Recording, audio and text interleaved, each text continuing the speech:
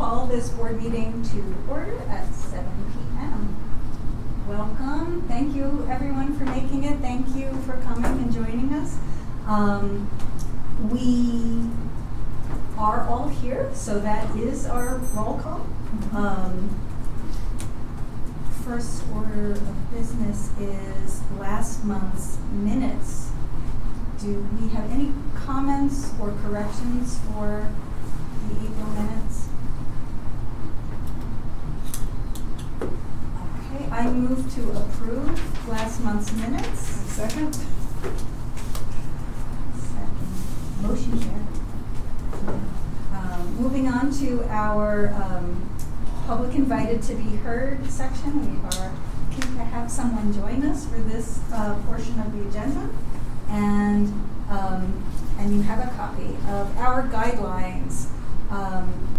So if you are able to consolidate, keep your comments to about 3 minutes, that would be great. And please introduce yourself and let us know what brings you here. So my name is Alan Trumpler. I'm a member of the Boulder Model Railroad Club, but my opinions are not necessarily that. I am one of 3 people that maintain the library layout, and so I wanted to come here and talk to you about it. There's been some misinformation, whatever. I want to start by talking about the first time I came here, which was several years ago, and I had not actually seen that layout. And I'm walking up to the east entrance, and a young little girl, probably was 3 years old, running up to the entrance, and I go, wow, she loves the library. And I come around the corner to come into the children's library, and sure enough, she's there, enthralled by the layout. She had to push that button, and her father, grandfather, whatever, was sort of came up on behind. I want to say that there have been a lot of comments on Reddit and on change.org about how kids come in to see the train and then walk out with a big pile of books. That's what I think is why train is a very attractive thing. So here's the questions. Here's the serious questions. Is a train layout appropriate for a library? Is the space better used for something else, or is this a legitimate attraction? Okay. Should the public be included on this decision? Should the public be told exactly what the space is going to be used for? Because we put up a posting saying that this layout was going to be removed. This started back in August of last year, almost 10 months ago, and we were told we had to take that down. So again, the public was not informed.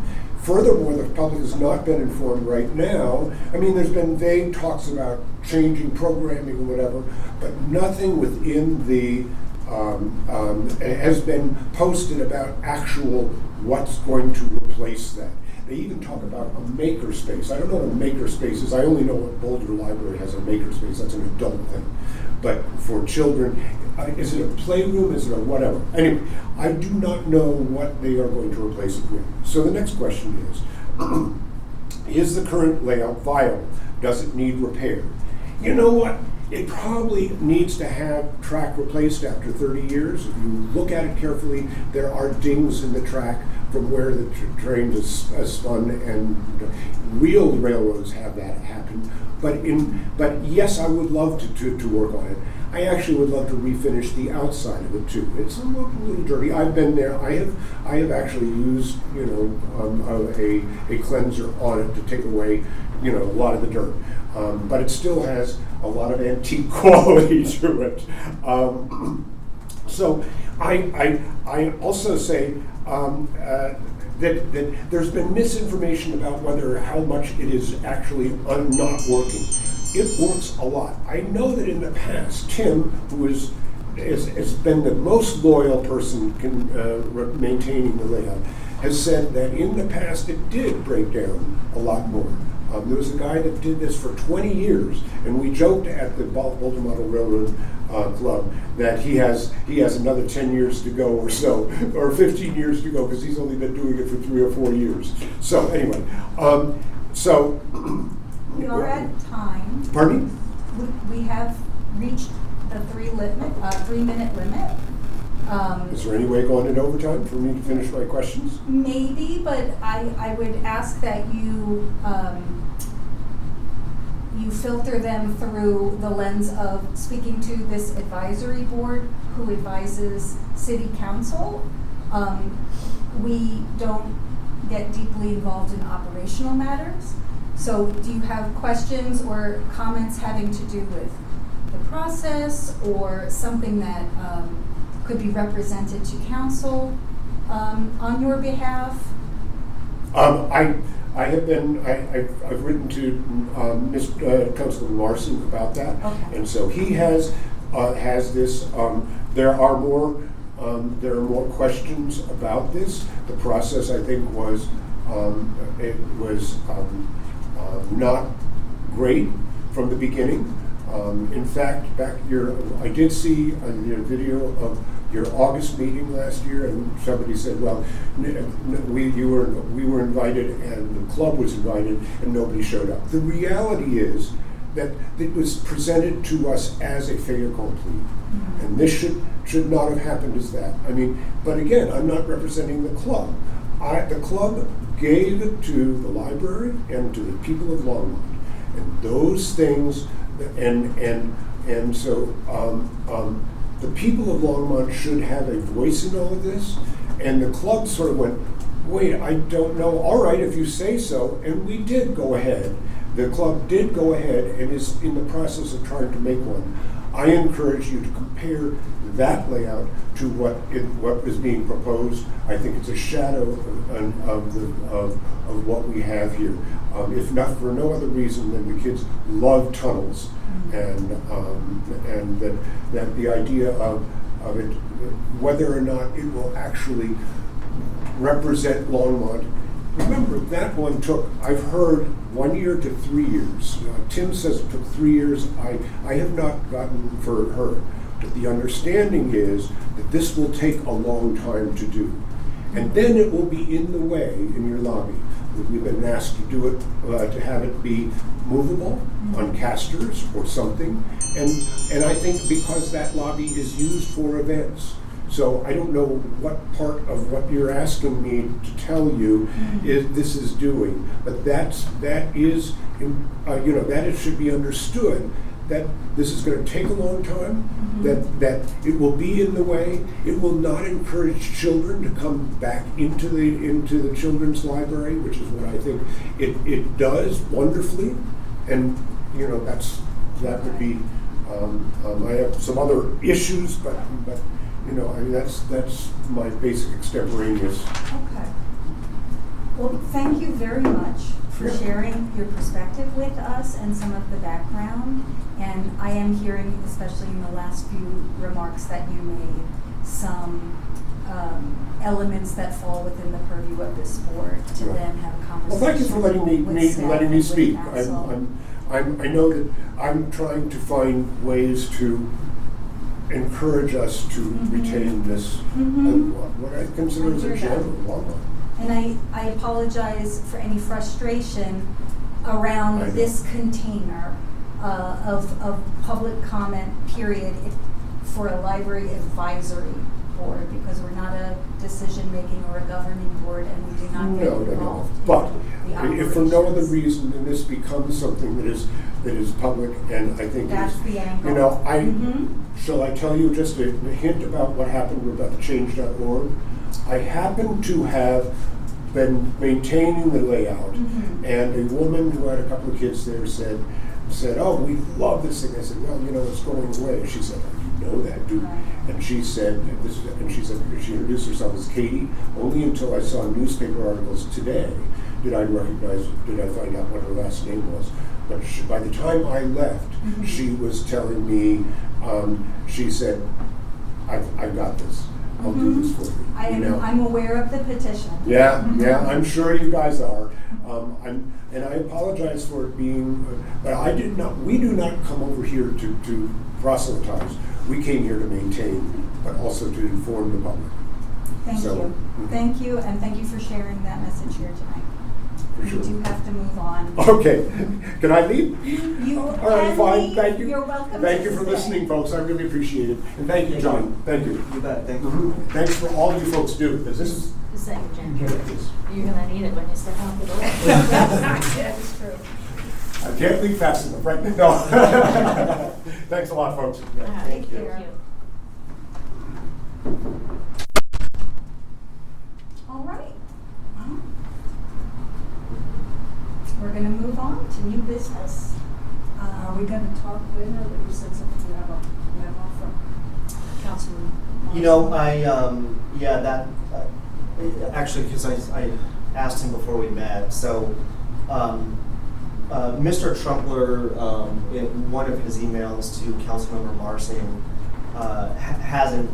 sent him an email asking if it could be shared with the board, and I wasn't sure on procedurally how that works, you know, Yeah. public comment, you know, I think of city council, you have to go to do public comment. And so I asked because I certainly didn't want to ignore it. So what I was given direction to from my boss was to go ahead and just share his email at this meeting, basically on his behalf. But since Mr. Trumpler came himself, I asked him before the meeting, do you really want me to read your email verbatim? Since you're sitting here, you can discuss this in your own words, and that was our pre-discussion. Okay. So I'm not going to reread his email because basically what he said is that's what's in there. But did we all receive a copy of that No, email? no, Okay. I was just going to read it out loud. I got it. Okay. I will follow up on that if Can you share it with all of us? I can. Yeah. Yeah. I'll be having a conversation on the council or something. So I will make a note about Share it. that. I will email all the board members then his email. This was a little bit of uncharted territory for me of how to handle a public comment in that way. So that was kind of what I felt was, but it's certainly reasonable to email to the board. I just didn't do it before the meeting. So I will. And are we talking more about the training later in our agenda? Yes, it'll be in my director's report. Okay. Are we okay moving forward with the agenda as it is laid out? Yeah. Okay.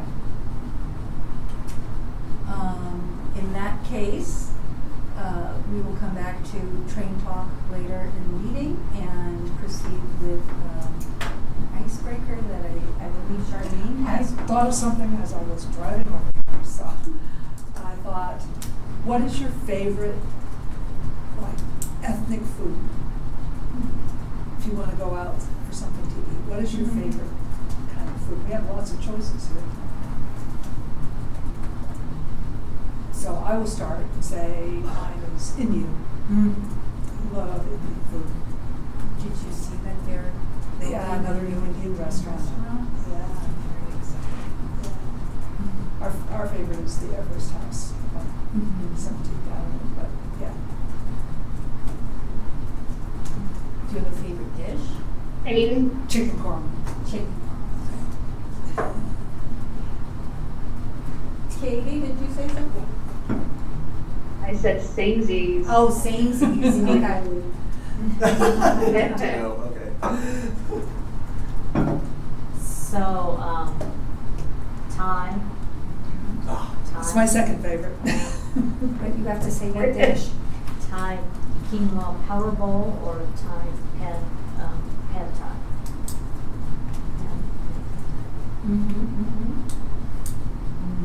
It's hard to pick one. Yeah. I will say that every Thursday I have dinner from Nana Thai here in town, and it is hands down favorite Thai place. Is that the little thing that's right Little there? tiny Yeah. thing where All this boy, time I've never walked in there. It's on the like 2 corner of seconds. 3rd and Main. Well, it's kind of between Main and Kimbar. It's right by the hotel. Right? Mhm. Oh, okay, yeah. They have like a couple So there used to be a tables on the wings place there patio. or something? I don't know. I've only known it to be that. But Okay. it looks like a place like you just. It's a to-go place, right? They do a swift takeout business, Yes. but very, very delicious. Yeah. I get the shrimp Thai fried rice.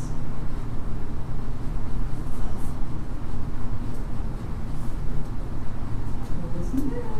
So I would have to say sushi. My husband and I were like regulars at a sushi place when we first started living together. So much so that actually I was a waitress for a while, and at the restaurant that I worked at, they had a like cucumber sushi roll or something on the kids menu, or like an avocado one or something like that too. And every time I would see kids come in and order it, I was like, that's what I want for my kids. Like for my family, I really want my kids to be like these kids that are just like ordering sushi or whatever. And I got what I asked for. And now we go to sushi, and my daughter eats sashimi, and it is extremely expensive. So I have regrets. Do you have a favorite place to go? Okay, so here's the thing. I am surprised by this choice, but we actually love sumo sushi. Normally, we've always gone to like, it's solid. We've always gone to like smaller, like more intimate places or whatever. I will say in Longmont, those places are even more expensive. And honestly, the fish quality is not even better than sumo sushi. Mm-hmm. So, yeah. Also, at this point, they recognize my kids and give them a balloon every time we go there. So, Perfect. That's the least you could get for the fortune you're paying. Right? Yeah. oh my god.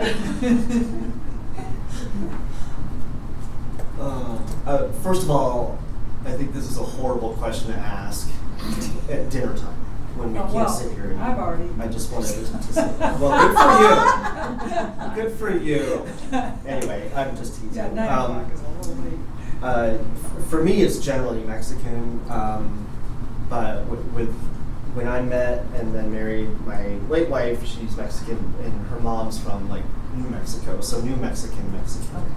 And so when I was in the family and had her cooking, all hands down, that's the best. Mm-hmm. The green chili and just, oh my god, that's why I was like, you're making me hungry now. You know, she's passed away, so I'll never get to eat that again from her. But you know, there's places that do it well, and we're in a good side of the country for that type of Southwest Mexican. That's definitely my favorite. So, a good tide. Yeah, I can't. It's hard. I'm just not a burger gal. Yeah. Tracy's going to mention her favorite burger place. Watch. I was gonna. Then we know we're Just gonna gonna say. Yes. Yeah, I grew up a lot on American, the staple foods here. Hot dogs, burgers were kind of the thing all the time, and pig roasts were a big thing with my family. I really, really enjoy Mexican food in general. I haven't really found like my favorite place necessarily, but there's a place called Matador Mexican Grill in Fort Collins, and when my husband and I met a couple of years ago, we went there for our first date, and that's kind of like our staple place we go when we visit Fort Collins. It's not like, you know, authentic Mexican food or anything, but it's still really good. I always, though, not necessarily like a restaurant, but one of my favorite, I guess, family traditions is making homemade ravioli. It's just a family recipe, so it's not, I don't know if it's necessarily authentic once again, but it was really kind of fun to do that with my dad when I was growing up. It was his own recipe. We did like a sausage version of it and stuff. And it took quite a few That's a lot hours of to labor. create all of it, but then we just froze it and then was able to, you know, make pasta essentially throughout the winter. So it was a good family tradition. So. That's cool.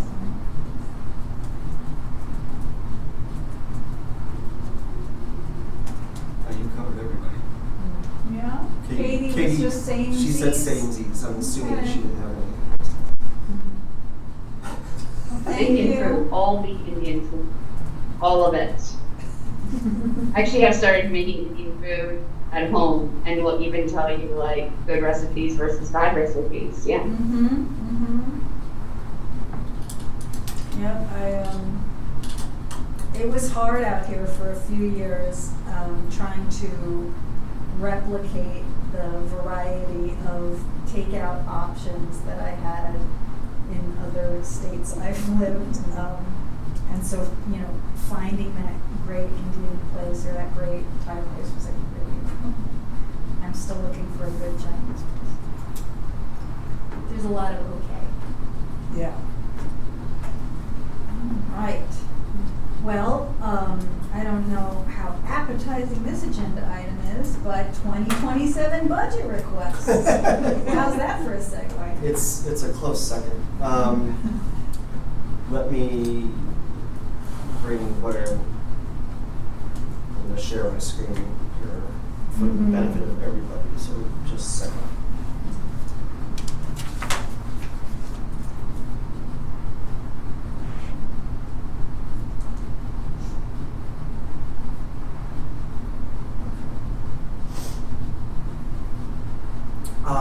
So this is that time of year where we have gone through, made all our budget requests. I'll talk through each of these for the most part, and then certainly can entertain any questions. What I will tell you is with the timing of it, it's gone through my boss and now submitted to the assistant city manager. So it's beyond editing on my part, unless someone sends something back to me wanting changes. That could happen.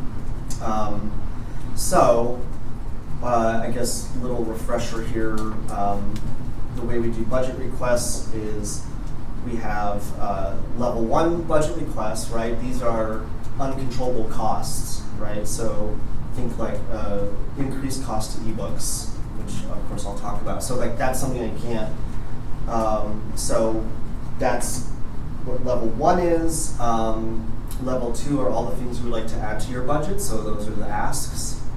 And then one-time requests, same thing, they're treated as level 2, but instead of an ongoing cost, it's just the one time. And you might remember last year, well now for this year, we'll be getting new shelving in the teen area, the adult literacy center upstairs.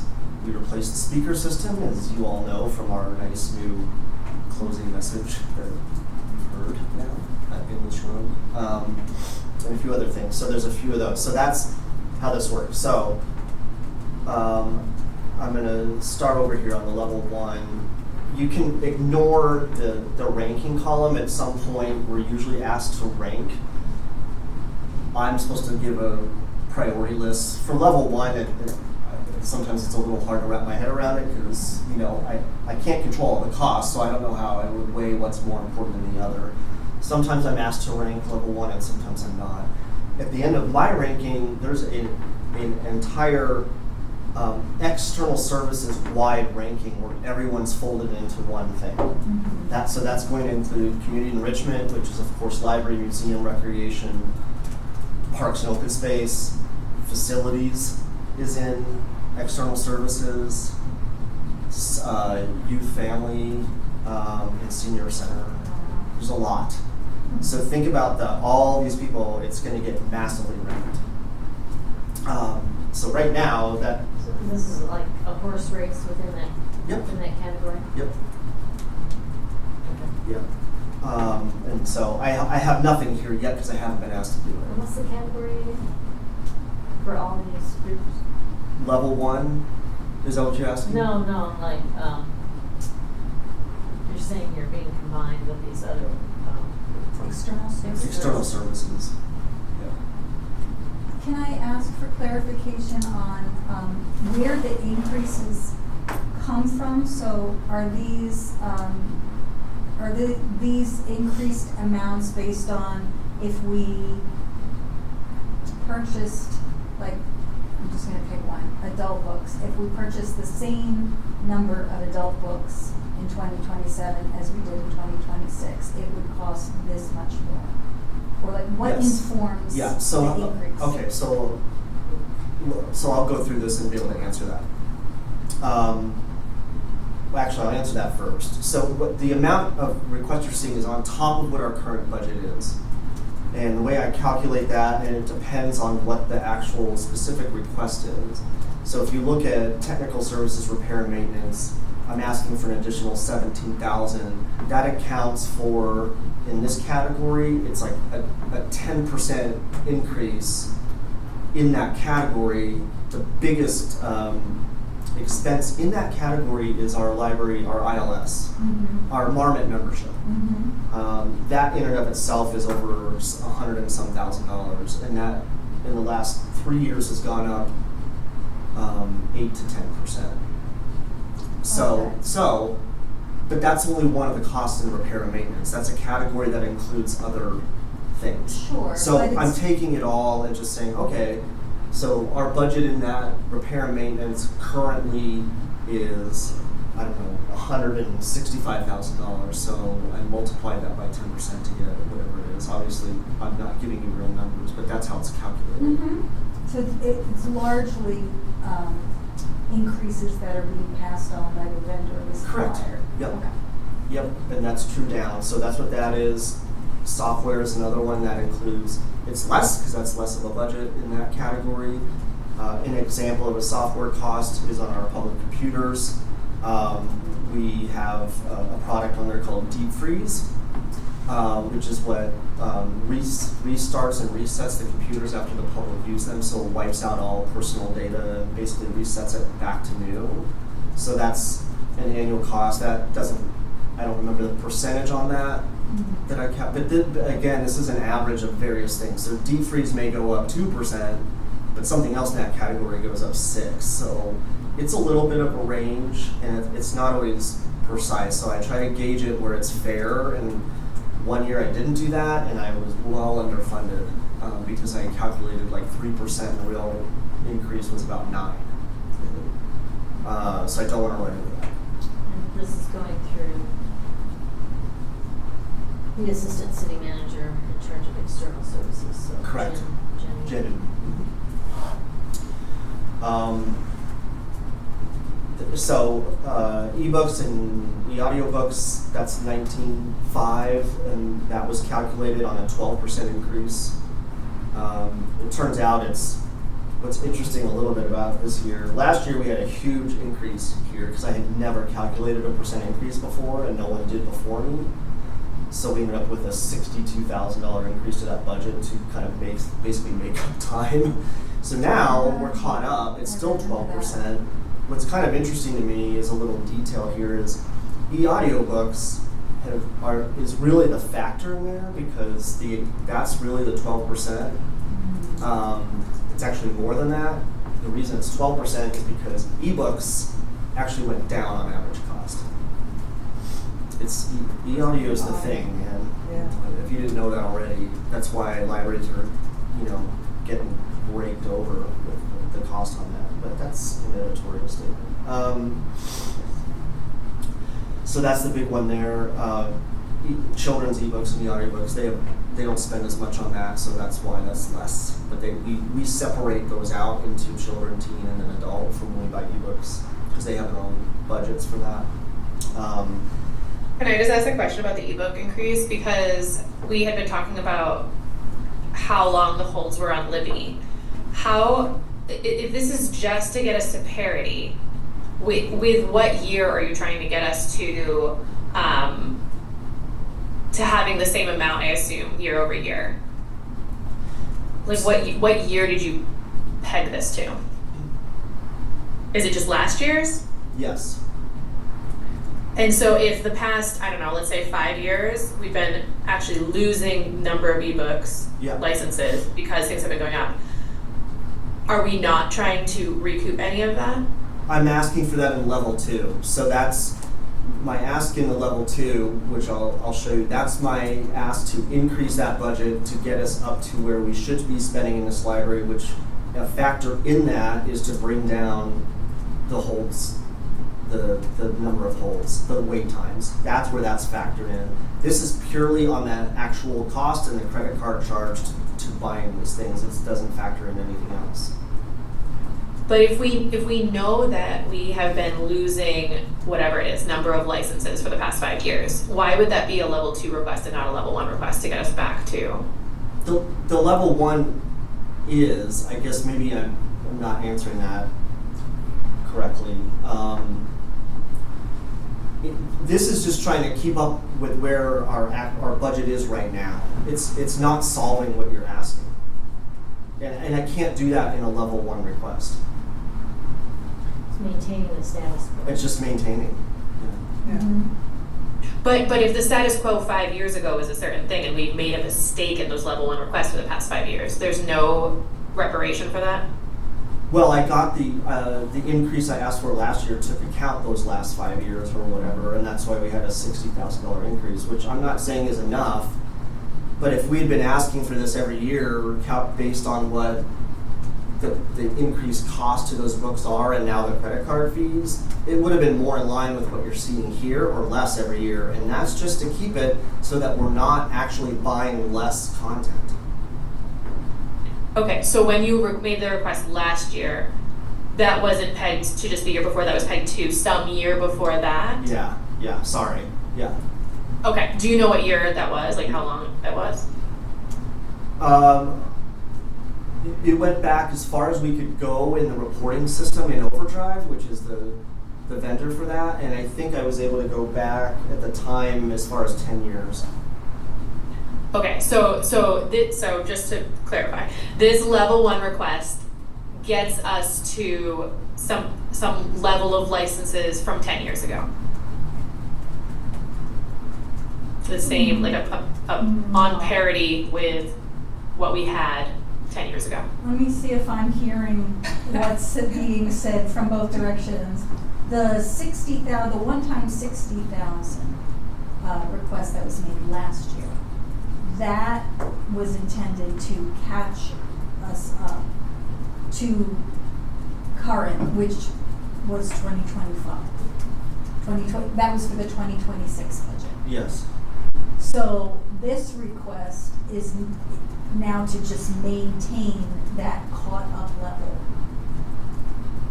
And anything that would grow us beyond that would be a level 2 request. Yes. And that caught up level did in fact catch us up to something that was 10 years ago or whatever you were hoping for? It catches up in the sense that we weren't asking for it before, so the cost of the books went up, but our budget stayed like this. So I got it to be like, okay, now I've accounted for that.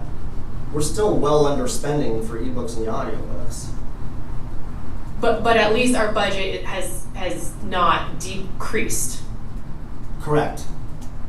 Okay, that $60,000 covered what the disparity that you saw. Yeah. Okay, I just wanted to make sure it wasn't like, oh, you asked for $120,000 and you only got 60. No. Okay, That's cool. not it. Thank you. Yeah.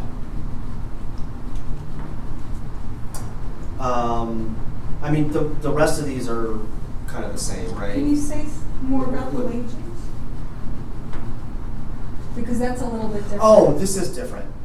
And generally, so what Jamie's asking is this last one of temp wages. It's what the city calls, here in the library, we just say part-time employees. But in the finance world of the city, it's like you're either full-time regular or you're temp. Anyway, I just to give you that language, because we don't hire for temp workers in the same way that recreation would, like for lifeguards or something. We hire just part-time people. Okay, that's why it's called temp. I just wanted to clarify that. Now, why is this in a level 1? That's unusual, and I am willing to guess that when it comes down in June, when I'm in front of the city manager and finance getting questions about my requests, I'm going to get asked about this. The reason I'm putting it in or attempting to put it in as level 1 is last year, our one-time funding request that did get approved for the Adult Literacy Center, we did not get approved for the staffing to staff said Adult Literacy Center. And so I'm attempting to make the case that we can't run this Adult Literacy Center, which will be probably constructed here in the next couple of months, if I don't have the hours to do it. Like, I don't have the operational cost to do it. And so we'll have this great class set up and we won't be able to really use it. So that's why that's under a level 1, or what I'm hoping to convey. Yeah. I'm letting you know that I'm sure I will get questions on that. Are there any grants, or is there any external funding for the literacy, or is this like an unfunded mandate saying, we want a literacy center? We asked for both last year, but we got the Literacy Center and not staff.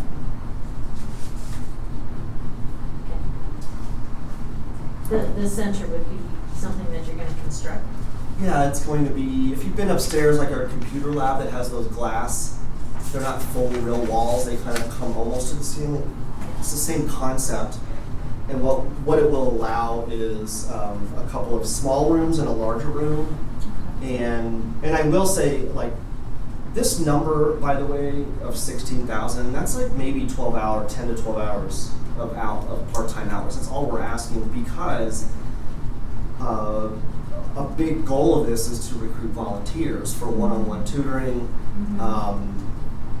from whatever people need, you know, whether it's English language, true adult literacy, immigration type questions, but that'll depend on the volunteer force that we recruit, but we still need the staff to do that. And it's really hard to get grants for staffing. I mean, you can, you know, but they're finite. Yeah. You know, it's not. So then, what happens when the grant funding runs out? You know, I mean, so I'd rather get it through the general budget. They can be kind of picky too. Yes. The grant money. Yeah. And a lot of a lot of grants will have match requirements too, right? So it's like the grant might be great, but they might say, well, yeah, you can have this, but you need to match the $200,000 we're giving you with $200,000 of your own money. Well, so we haven't, you know, really explored that. You know, I'm cautiously optimistic with this, that I'm not asking for a full-time benefited position that has a huge cost to the city. I'm asking for what we think is needed based off my adult services manager, just to help pad that a little bit, so that we can have some staff in there. So thank you for asking that, because that is an outlier in the level one. And then the rest are books and maintenance percent increase. And I can move on, or if there are other questions on level one. What is do you have a total function here to see what your level 1 request total? I mean, I'm really good at Excel. Even I can do that. I can do. Do you remember what it was?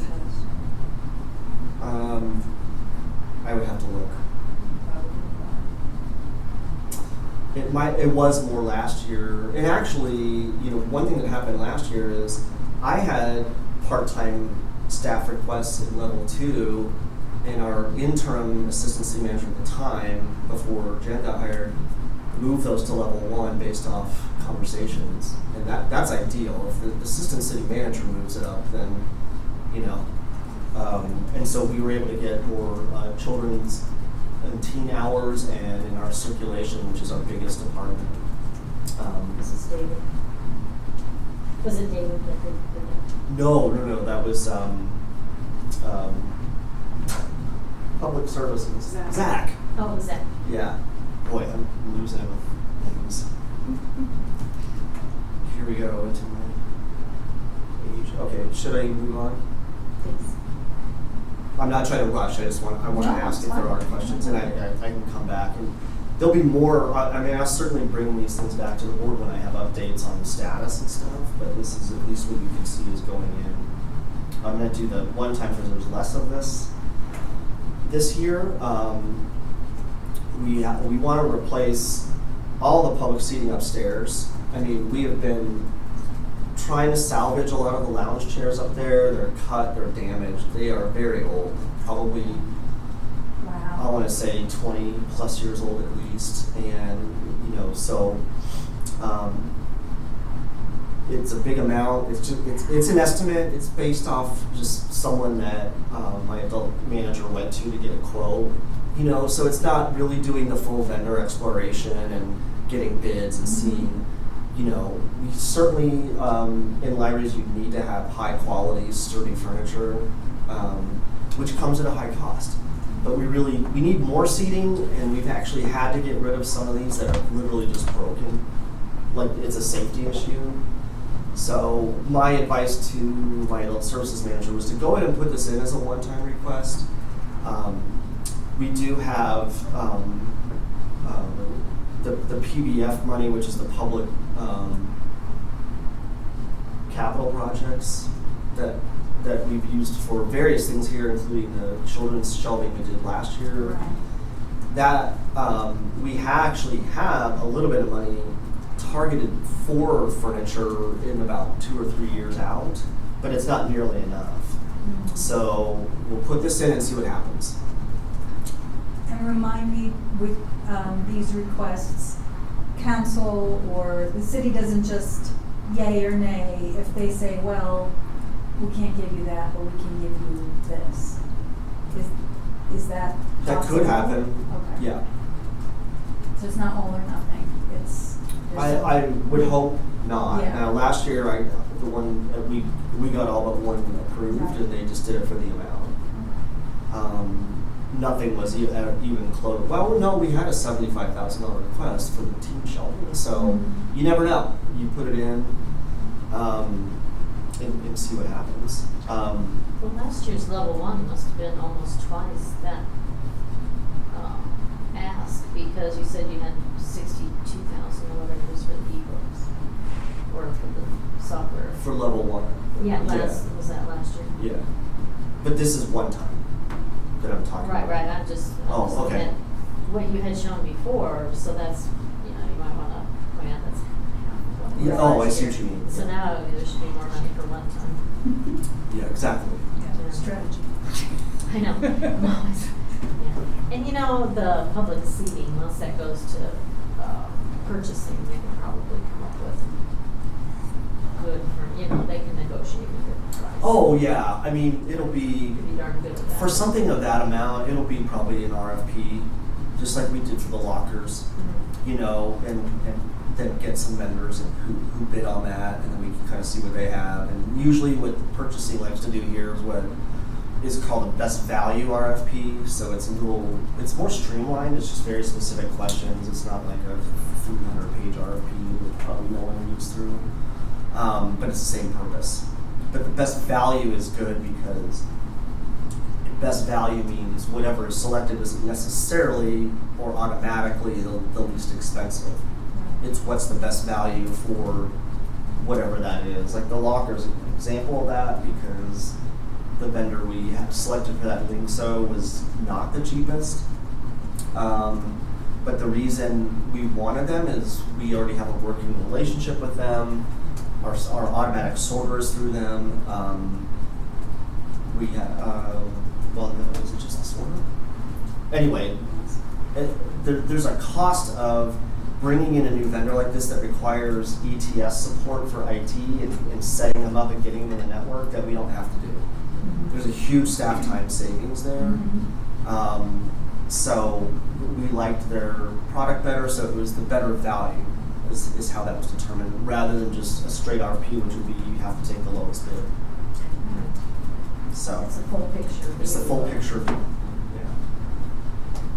Yeah. Again, purchasing is really good at that. They are, yeah. And the purchasing agent that represents the library is really good to work with her. It's Pam Redding. Yeah. They all are good, actually. They're very helpful with this type of thing. Public computer monitors, so this is our computer lab, but there's a lot of other computers around, like catalog computers and stuff. The monitors are not included in what IT would, what we call ETS, in like computer replacement. That's just the computer. Right. So if we want monitors, and with public equipment, these things, a lot of people think they're touchscreen, and they start getting banged around. And it's been at least 5 years or more, I think, since those monitors were there. So we're just going to go ahead and ask so that we can get those upgraded. And then the last thing is our staff printers. We would like to replace all of them. They're much in need. And we would switch from the vendor we have, I think, to Xerox, which would get us in a contract that the city already has. Right now, we're doing our own thing. So those are the 3 one-times that we have this year. And That's 130,000. would you like me to show off my Excel skills? Attention library guests.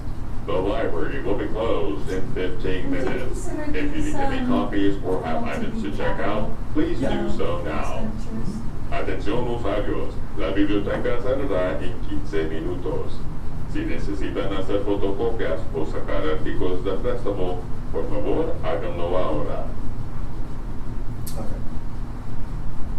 I don't know, Katie, Nicole, if you can hear the announcement through the Zoom call, but if not, that's why we stopped talking for a second. Okay. I'll go ahead and look at level 2 now, our longest set. This is organized into departments for my own sanity. So it's nowhere in importance. If I have to rank them, that'll be a whole different exercise. So professional development, I ask for this every year, right? I mean, right now we only have $5,000 for professional development for 70 staff total. So we can't attend professional conferences, basically, even the state conference, which is a pretty low cost, but I would eat through five. If something like that involved like hotel or travel, one person could go. And there's no more staff development for anybody the rest of the year.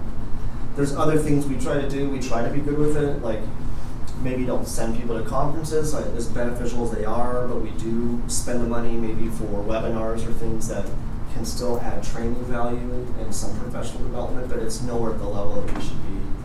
And remember, too, I say remember, or maybe this is new information for some, a lot of this number too is based off, and you might remember a few months ago when I was showing the state library data that kind of had comparable spending from other libraries of our size, and we're at the lowest percentile out of anybody for what they spend on staff for professional development.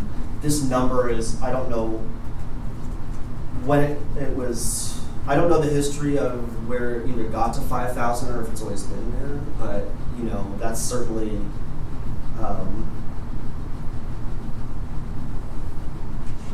it doesn't account for growth, I guess is what I would say. So I don't think that's hard to explain to you all what any professional development dollars. So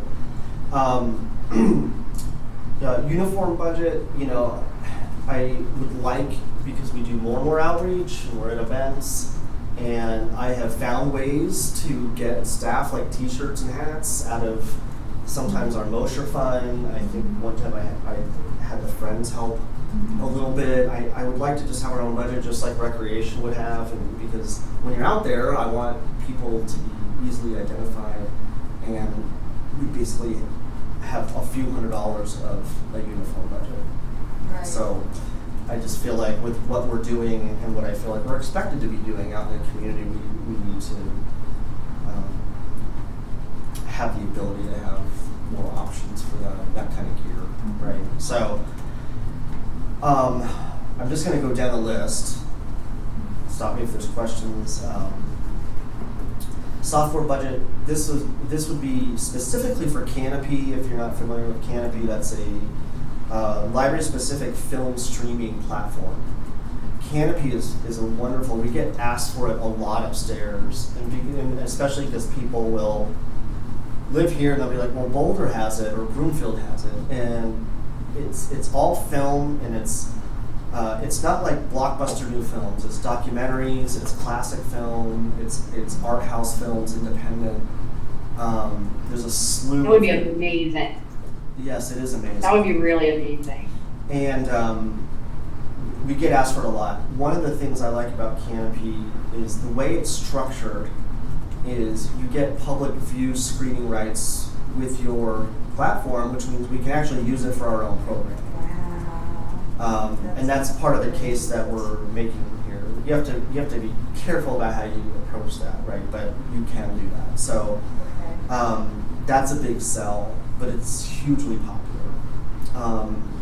I think it's really important too, because I think old classic movies are getting lost in streaming services. They're not available. And I understand that Canopy kind of is the thing that fills that gap where you can't access classic film anymore. Yeah, it serves a huge need. Attention library guests. The library will be closed in 10 minutes. If you need to check out items, please do so now. The outside elevator and the doors to the underground parking will be locked in 5 minutes. Atención usuarios, la biblioteca cerrará en 10 minutos. Si necesitan sacar artículos de préstamo, por favor, háganlo ahora. El ascensor exterior y las puertas del estacionamiento subterráneo se cerrarán en 5 minutos. Okay, that's Canopy.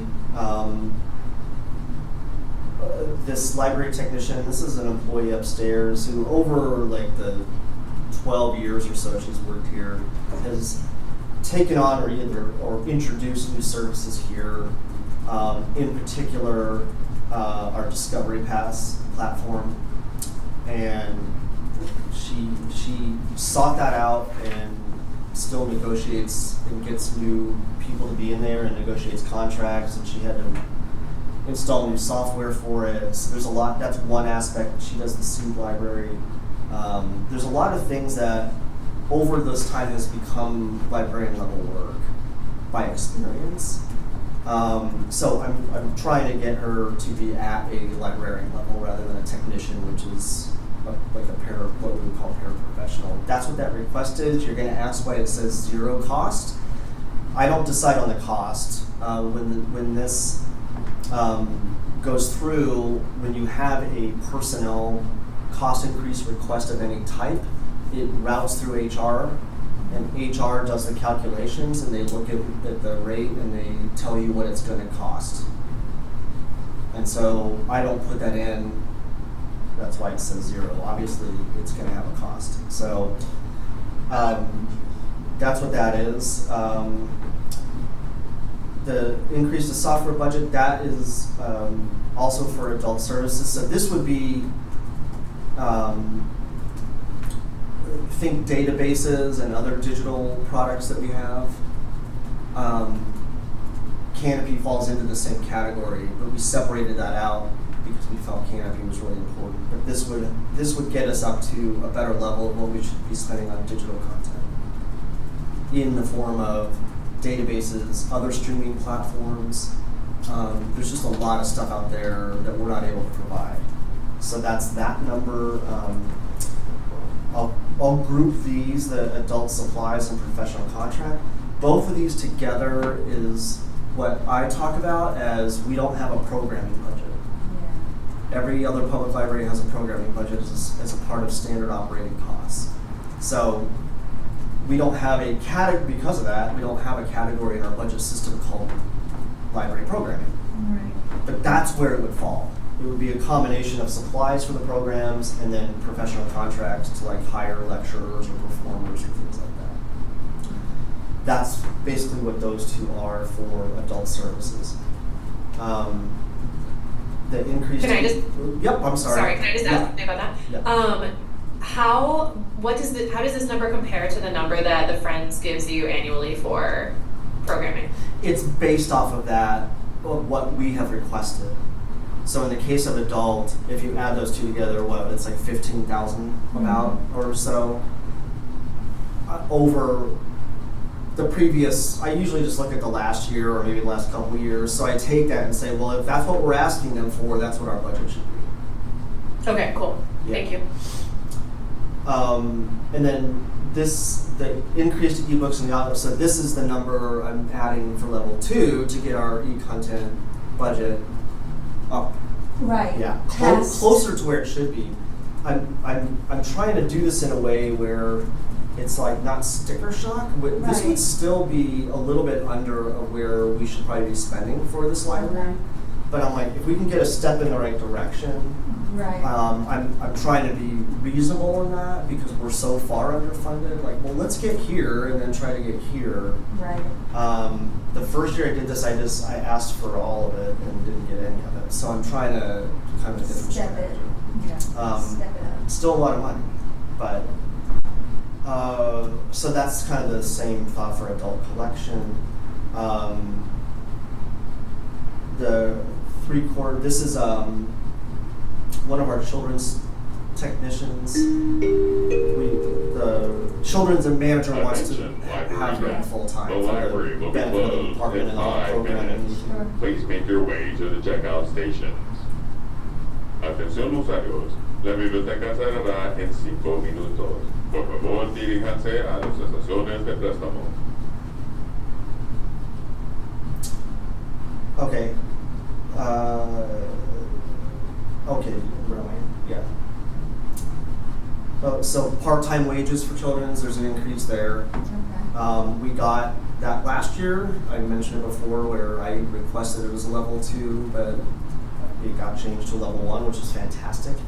But we're always needing more in children's. It's like, I don't know if we'll ever feel like we're there, but this certainly is not as, it's, I think, maybe half or not even quite as half as what we got last year.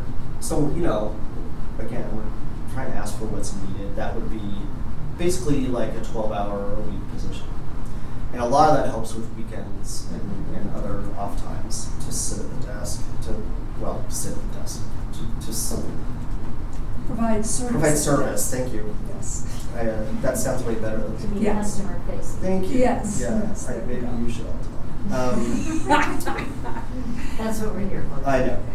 The increase to, again, professional contract and supplies. So those together equal programming dollars for children's. Again, based off of what we've asked for in the past. So it's been about that much. 17, almost 17,000.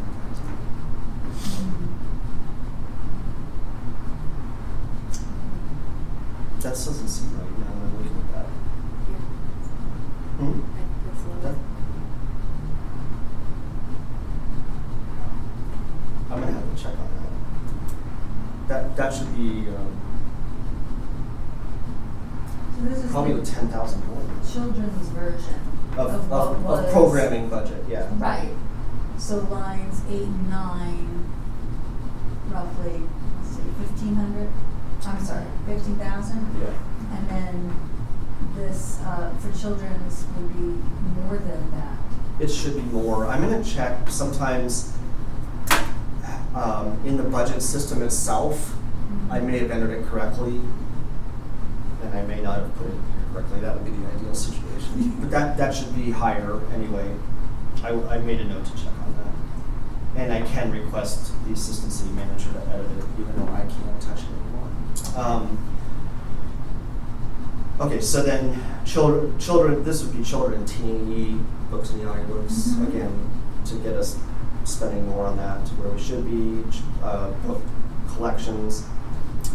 Outreach staff, always, I mean, we have one full-time and then a 20-hour-week part-time, so this would get us for like one or two 20-hour-week, I think.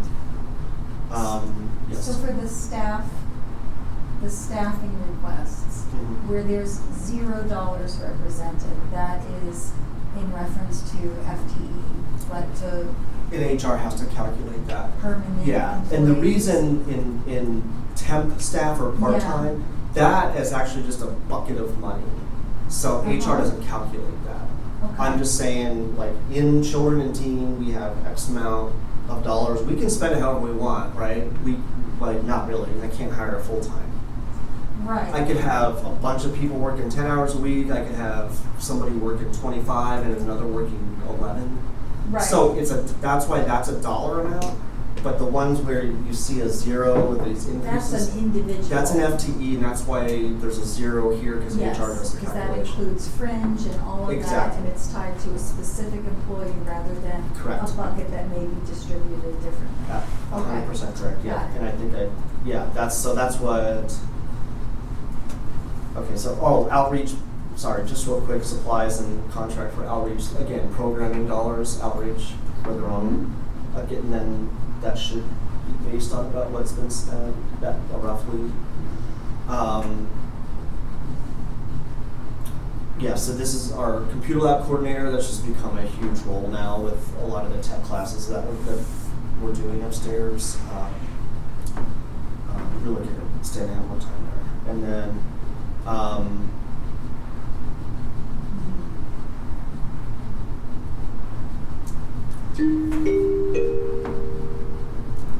The library is now closed. Thank you for visiting the Longmont Public Library. La biblioteca ya está cerrada. Gracias por visitar la biblioteca de Longmont. It's a little more friendly. I once heard one where it was, the library is, it was an academic library, I think, and they said, pick up your belongings and exit the building. All right. Get out of here. I guess maybe with students you have to be a little more forceful or something. Possibly. But I thought it was a little harsh. Okay, the last one on here, which is, again, the part-time, the temp wages bucket for tech services. There's actually one missing from this list, but I know it's in the budget system. Maybe it was, actually, that should have been level 1.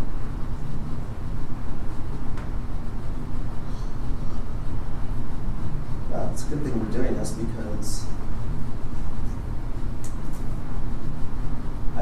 it's not on this list. I know it's in the system though. So, tech services, right? That's where, you know, all the backer staff work. That includes the computer lab, our catalogers, all the library stuff. Mm-hmm. And I have 2 requests. One that you're not seeing here is a level 1 for, I believe, 20 or 30,000.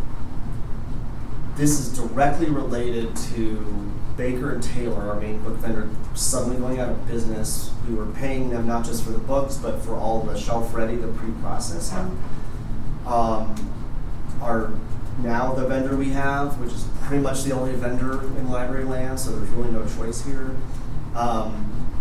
They've obviously acquired thousands of new customers because of this other vendor, and we appear to be way down or maybe nowhere on their radar to get us set up for all that pre-processing. And so we're asking for staff, or we're going to have huge backlogs of books back here for all that physical needs to get books ready to be on the shelf, call number labels, Mylar covers, all that fun stuff. Mm. So you're not seeing it here, but I have it in there as a level 1 because my argument is I had no control over the fact that Baker Taylor went out of business, and then we can't do business without some more staff to help keep up.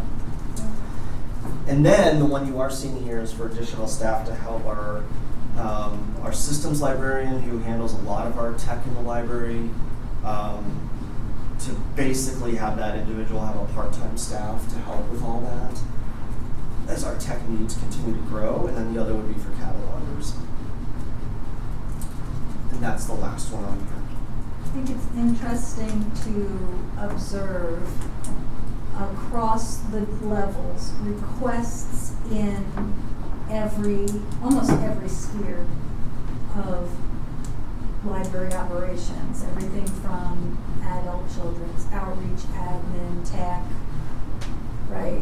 There's increases all around, and the requests or the gaps that you are looking to fill.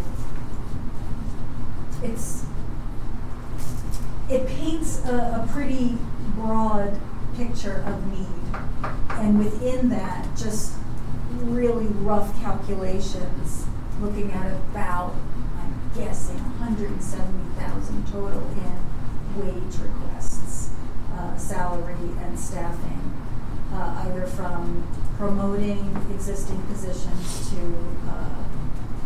increasing the temp wages, yeah. But it's spread throughout the departments of the library. Mm-hmm. And I infer from your remarks, like, it really is to meet an existing need. It's we need more support, staffing support, in order to meet existing need. Correct. I'm just pointing it out because it's a lot. And we talk about it every month, but this is the picture. We don't know. Yes, and I will say too that it's strategic in the sense of, well, what you may notice is I'm not making, except for outreach, I'm not really making any request to add staff where I don't have space to put them. It's different with part-time because no one has an individual space anyway. Mm-hmm. They come in and do their shifts. They don't really have like an office or a desk to speak of. And then the increase of three-quarter time to full-time is really meaningful for us, but it requires no new space, no new equipment. It's just that difference in making them, and they're already benefited at 0.75 FTE anyway. It just obviously adjusts because they would be at a full-time rate. Mm-hmm. So, in my most humble opinion, that's a low-cost ask. And we get a huge return on investment for having someone full-time. That's, a lot more hours. Yep. So, Agreed. just to add to what you're saying. And I'm not asking for you to do this, but it would be interesting to see these requests represented or broken out in sort of category, right? Like staffing requests, collection development, like the total, right? Yeah. The total of programming, supplies. And that would be easy to do just in this. I have it broken down by our functional departments just because each department, adult, children, tech, have their own budgets. Again, it's not, I don't think, essential to this conversation, but It would be trying to interesting just for us. make a point, right, Yeah. in representing these requests or in Or contextualizing them with community members or with council. Again, the theme is just, we need help everywhere. Yeah. And these are, John and staff's most pressing needs, right? Because I also don't believe that this is comprehensive of everything No. that you could think of that would enhance the services of the library. No, the asks of that nature would be more in expansion and growth, Right. which would include, either a building or leasing a space and then the operating cost to go with it. Right. Then you're quickly into, $1 million, $2 million, whatever that might be, just to run it. Right. But the growth is really what we need. And, the lockers are great, Right. but that's gonna at some point add a need for staffing to help manage that too. This is really We to didn't get staffing, maintain service level to the current population Yeah, who uses the library. yeah. Okay, go.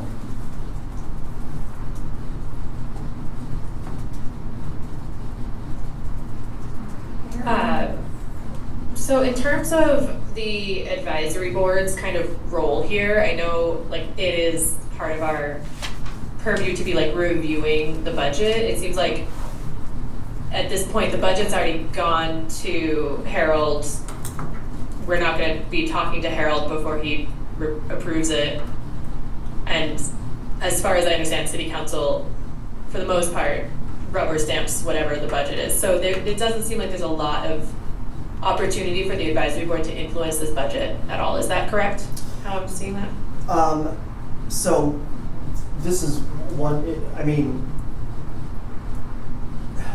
in some ways, Nicole, what I will say, and I was going to mention this in my director's report, because at the request of this board, I did reach out to our city manager for him to visit and come to this board and to do it now, and he will be coming in June, which of course will be after, but what I will say is it's in the June meeting, I don't, I think there could be opportunity there to speak up about the budget there when he's here. It won't be at City Council yet.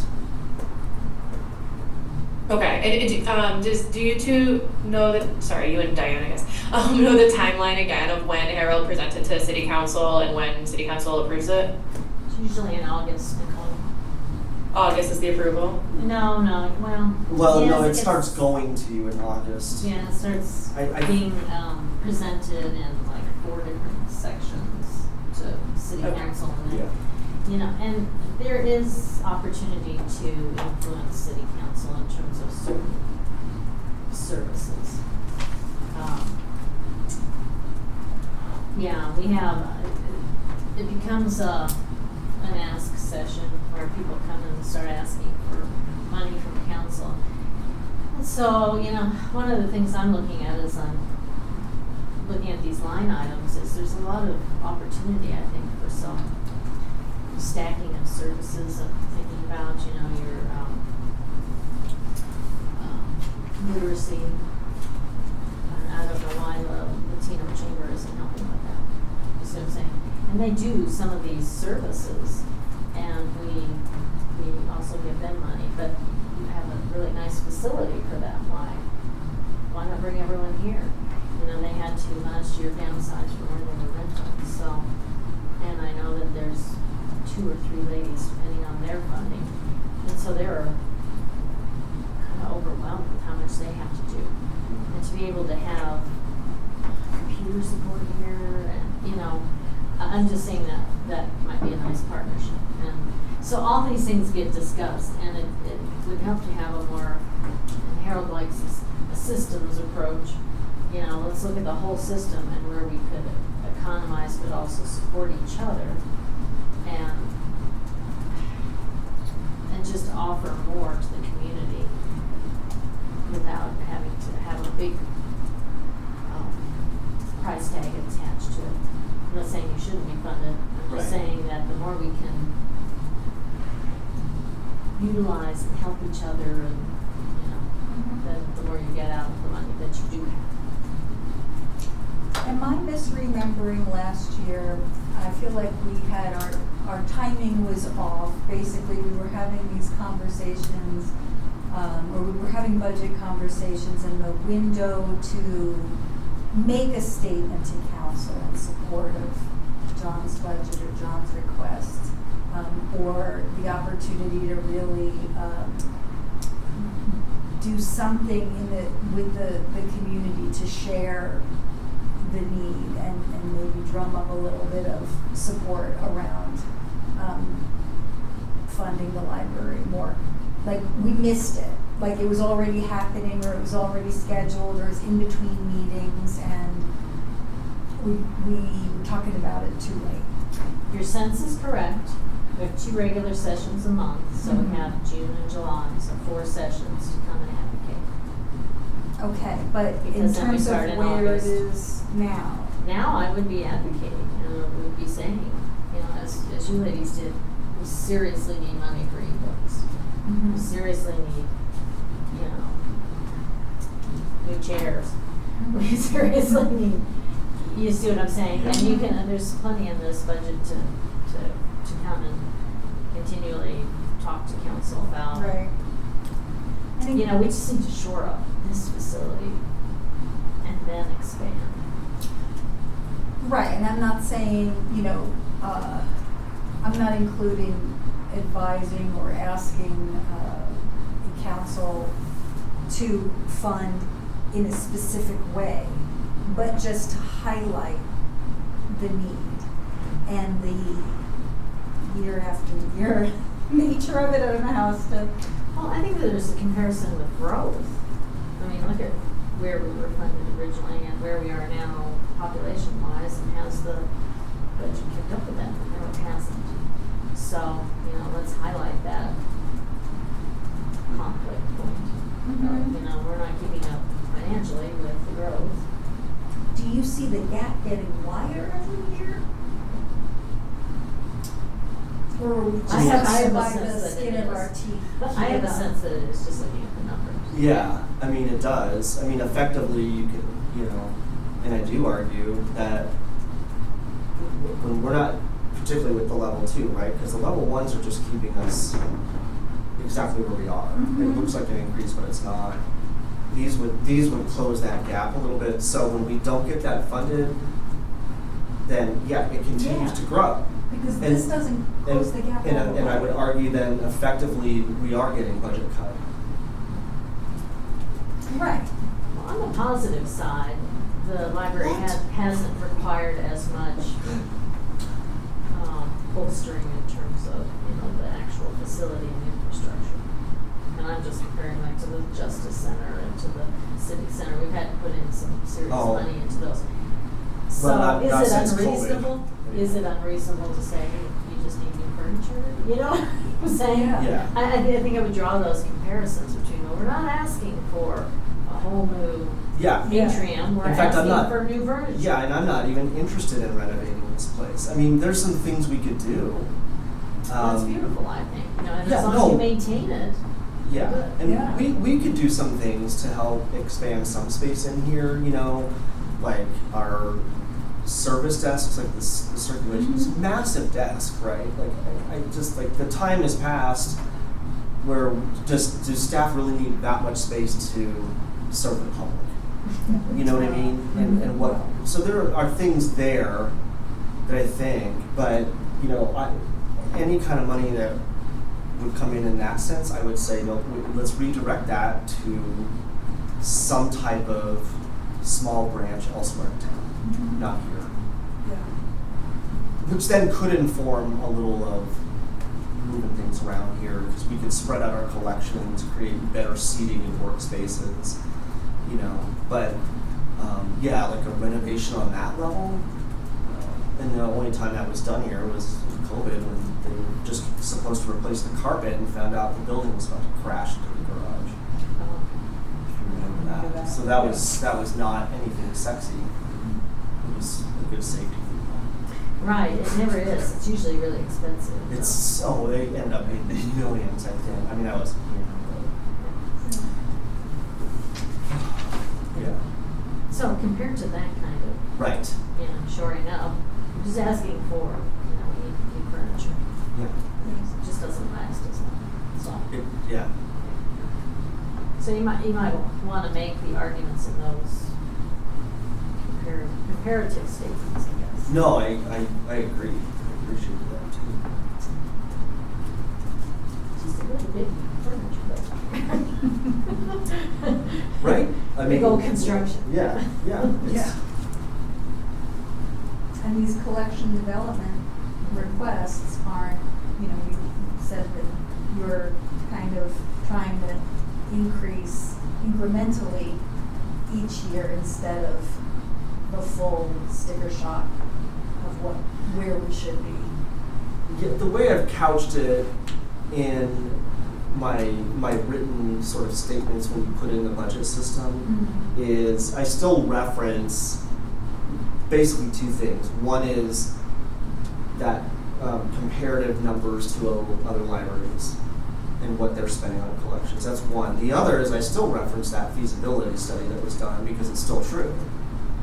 And what that laid out, if you might remember, is levels of service, right? Yeah. Like, keep doing what you're doing to maintain your current level, spend this much more to get to a better level of service, or like the top tier, which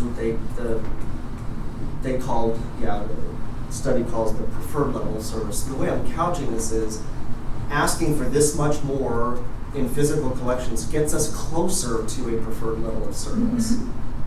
I mean, you know, I can understand that, or I feel like I'm being very reasonable in that sense. Right, right. And I maybe I just feel in this moment it can't be overstated that like Yeah. this is still a concern.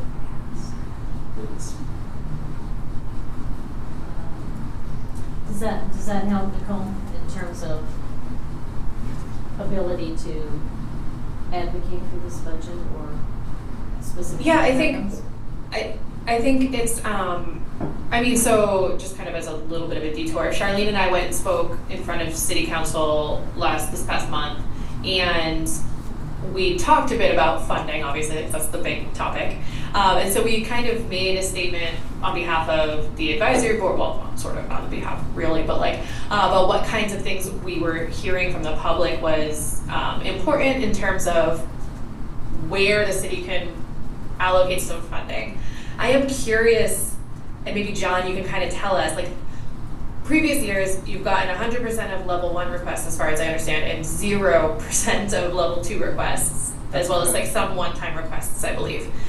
If we're just looking at level 2 requests, what would you say are the top priorities for you, or maybe if you got 0% again of level 2 requests this year, what would hurt the library the most, in your opinion? Hard to pick.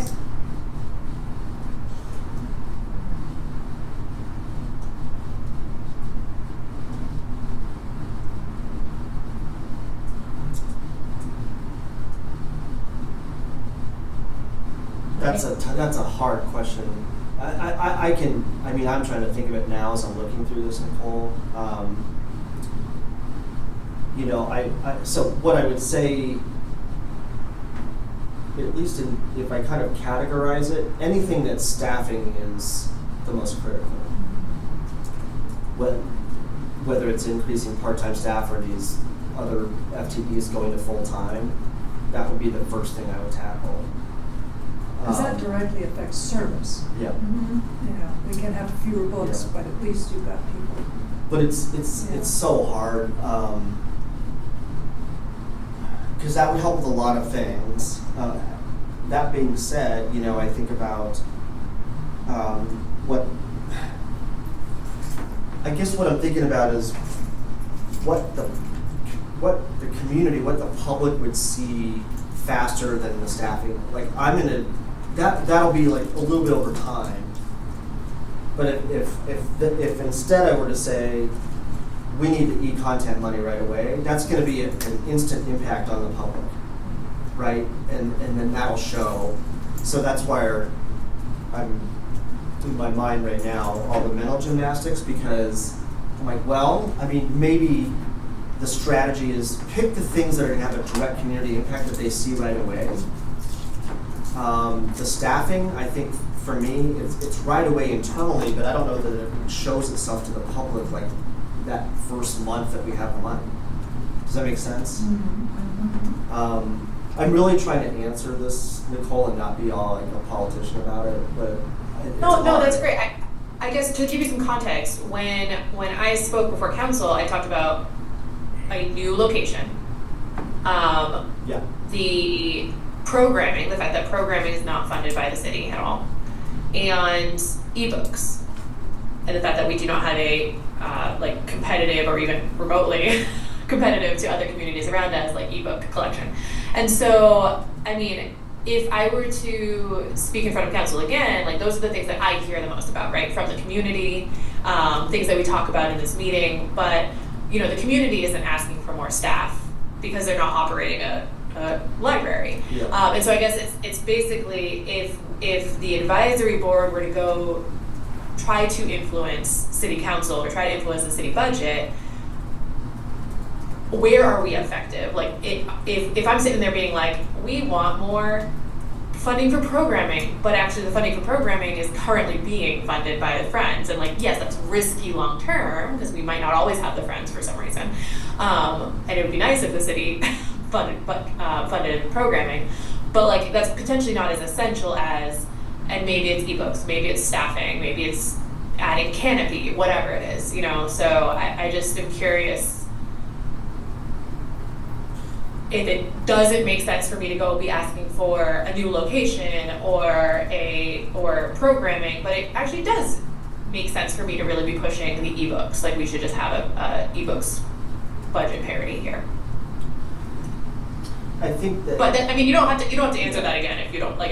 No, but I actually, appreciate your. Well, but you did make me think of something here because I didn't mention it before, but you did, which is the programming dollars. And I've been arguing all along, and I just said it tonight. I don't know any other public library that doesn't include programming money in their just standard operating costs, just like collections. If we were to get that in our budget now, what we would hopefully see then coming out of the Friends and what they support us would be much larger programs, bigger events, maybe bringing in well-known authors. That's things that I think people would really like to see. And so that might actually show itself pretty quickly. It's like, well, now that we have programming budget, look at this. We just brought in somebody, and that would bring in people from outside of Longmont. Yeah. Who would spend money at restaurants. There you go. Yeah. So the programming is huge, Nicole, now that we're talking through this. So is it basically we were spot on then in terms of location, programming, and ebooks are pretty heavy? Yeah. I can go to city council and be like, we need more staffing, but like that's probably more of a you thing than a advisory board or public thing, right? So yeah, I agree. What you shared and the way you've presented it is, I couldn't think of anything different or better than that. Okay, cool. Thank you. The programming to me has always been such a high priority, both because we are an outlier Yeah. in the way that we fund it, and because, while I hope the library always has a friends organization, there's no way that we can predict Yep. the revenue from the shop, from the sales. Those have been going great. We've seen a steady increase over time, but it is dependent on volunteer effort, and those groups ebb and flow in the size and available hours that volunteers contribute. So makes it really hard to plot out a sustainable programming plan for, over time. And what is the plan, or what is the backup plan for if there is a bad year, if there is a year of restructuring or a turnover and we are not bringing in $40,000 a year from shop sales. That's going to be, I think, noticeable really quickly to the community. Yeah. And if we had a regular budget for programming through regular budget process, what other things could the Friends support that would not necessarily be ongoing, that, could be some more one-time things, because, as you say, because the income is Right. unpredictable. Right, and the Friends groups that I've been involved with in the past, their money went to advance the mission of the library, not to just keep it status quo. Right. Or, Just some support purchase operations. something that's very high cost one time, but would be a real addition to what the library can provide. So it just goes back to what the question was about, like, which thing would be like most noticeable to the community if it were not to happen. And I don't know if it would be immediately noticeable, but to not have that sort of future planning for sustainable programming, like when that does falter, and if there's no net, that's, I think, going to make have a real negative impact. Maybe, I don't know, maybe I'm being biased, but in the children's program, to have to do less children's program for a library would be very unfortunate. To add on to that, Nicole, I think your comments were spot on. From the city council point of view, I think what you're talking about is making materials accessible to those who don't have access right now. And that's, definitely an equity issue, and it's something that we talk about a lot as a policy. So when we're saying, hey, we need more ebooks, that makes materials more accessible. Hey, we need more outreach in terms of satellite locations. That's really about accessibility, and that's the whole point behind the lockers. And so now when we have the lockers, we have not said that we need more staff, but we are saying we need more staff for the computer lab, which is, once again, more accessibility for those who maybe don't have computers at home. So, we're looking at underserved communities, and the resource of the library actually is to the public, which is a great leveler, a great bringer of education. I mean, for goodness sakes, you're in a media industry. You have to have media to share, right? And the electronic portion of it just makes it that much more accessible to those who have the ability to access electronics, which you can show there's a demand for that because you never have enough.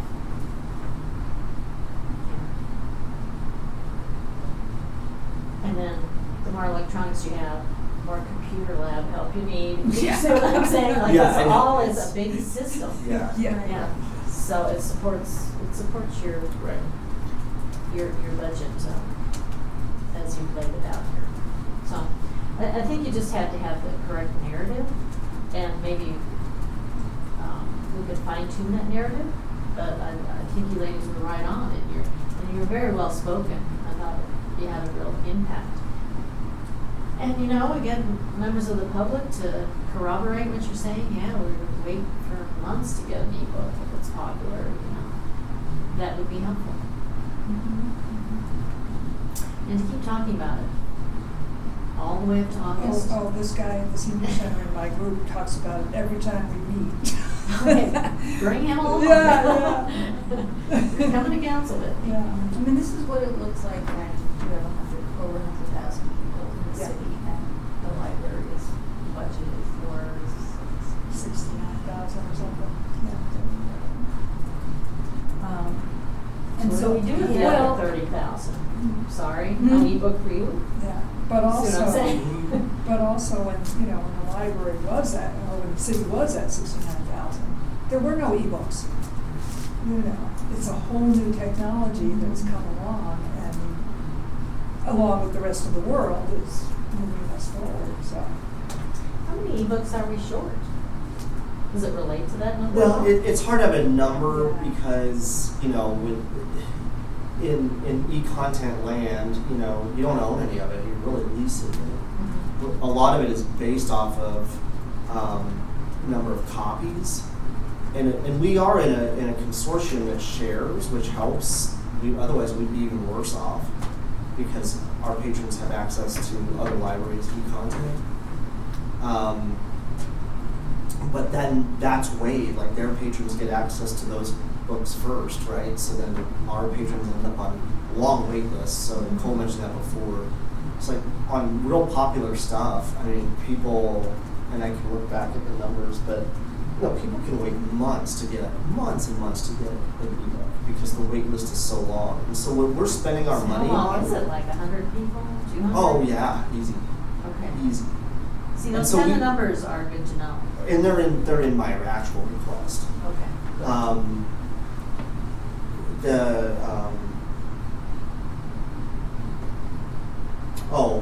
A lot of the money we're spending is really just buying additional copies so we're not adding a whole lot of new content. That's the other kind of problem here. You're just adding capacity with the content. We're buying content so that we can buy down the wait time for people on content that people want. And I did say that at the council meeting, that we don't own this stuff. Yeah. We're leasing it, and it's based on how many users and that kind of. Yep, and then Which I think and a then lot of if there's too people many don't borrows, know. then you have to. Yeah, you have to wait till the next month. Well, on the purchasing side, Yeah. if things hit to a certain point, then I think you have to get another copy. I can't remember. Yeah. It's kind of. I think I've said it before that the ebook world and audiobook world, as it pertains to public libraries, is a racket.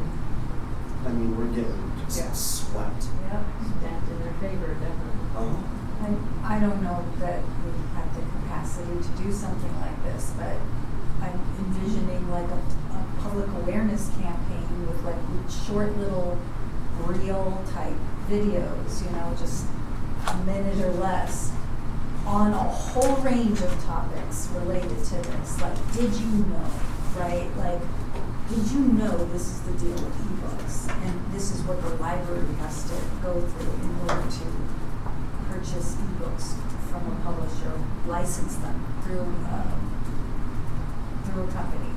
And did you know this is the deal with programming? And did you know, and you could do something probably for all of these requests. Yeah. Like why this is important and who this serves and why you might not imagine that it's quite as straightforward as Yeah. you would think. So, just because I don't use ebooks myself either, if an individual person wants to buy an ebook, you can buy it on Kindle or Amazon or something, and it's like $5.99 or something like that. And I think people think that that's what we're doing. So I think it's really important to point out that, yeah, a lot of people can afford the $5.99. So what we're providing is for the people that can't afford the $5.99 every time they want an ebook or an e-audio book. So it's equity. That's reminding me of something we did, I think it was with the Friends group, when that ballot measure was happening. And we calculated, like, if you were a regular library user, listed out, like, just a typical, these are the services or the resources that I have used throughout one calendar year, and you assign a monetary value to that. Everything from the cost of an ebook or a physical book to getting assistance with something to accessing computer use, like what would that all total? And it was definitely a lot more than the tax increase that was being proposed for each resident, but it was like, I think it was over $100, just for a very basic. Basic library use. Yeah.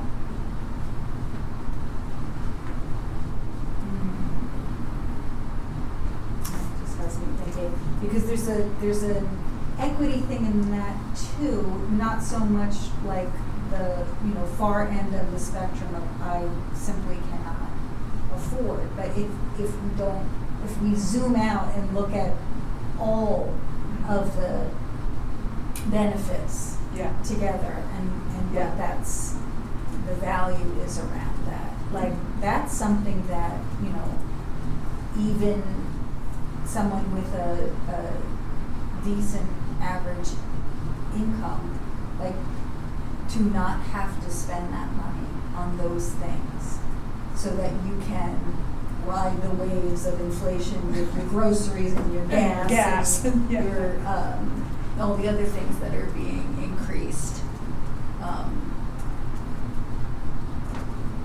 And you haven't all noticed that gold has gone through the roof? None of us are going out buying that. Sorry, but. Is that but true? It is true. It's true. I work in an industry where they have to use gold and it's gone through the roof and I'm like, well, of course it has. Why wouldn't it?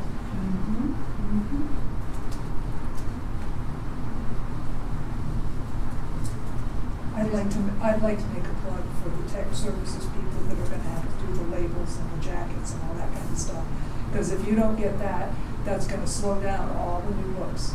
And then we're gonna have wait lists for those too. I used to work in tech services. Well, I've been involved in those kinds of processes. And we Why do had I the think same thing happen to us. We were with Blackwell, and they decided to stop doing library services in North America. Yeah, they just like, oh, we They quit. just said, oh, we're not doing this Goodbye. anymore. And then we went to Coots, and then they underpriced themselves, and they went out of business. Where do you, Why? Yeah, why? yeah, Because libraries need it. yeah, they do. Is there anything around budget requests that we want to make sure that we capture tonight in terms of questions, requests for, I know, I have some proposals to make, Yeah. based on the time, but, Well, that want is to close this. that's an interesting new element about you have to have increase in salaries because you don't have this other service. That's the argument I made about Yeah, and there Quest. isn't anyone to replace it. Mhm. And council needs to know that. Yeah. Mhm. We're in a weird economy right now. So. Mhm. Or else what has to go away? What does the library have to stop doing? Because it can neither fund the service, the contracted service, or the in-house staffing to address it. But I don't know that we're at that point, but that's not a far jump. If requests continue to be not approved. Right. Last words, questions? I think that this is just gonna keep coming back around because it's connected to everything else we talked about. So thank you for putting all of the work into that, preparing that. And the way that it's laid out does make a lot of sense. All right, so I'm noticing it's 8:40, and I would like to suggest that we not try to be here much later than 9 o'clock because many of us have had long full days, and we have a number of agenda items left. And so I think some of the old business items are brief.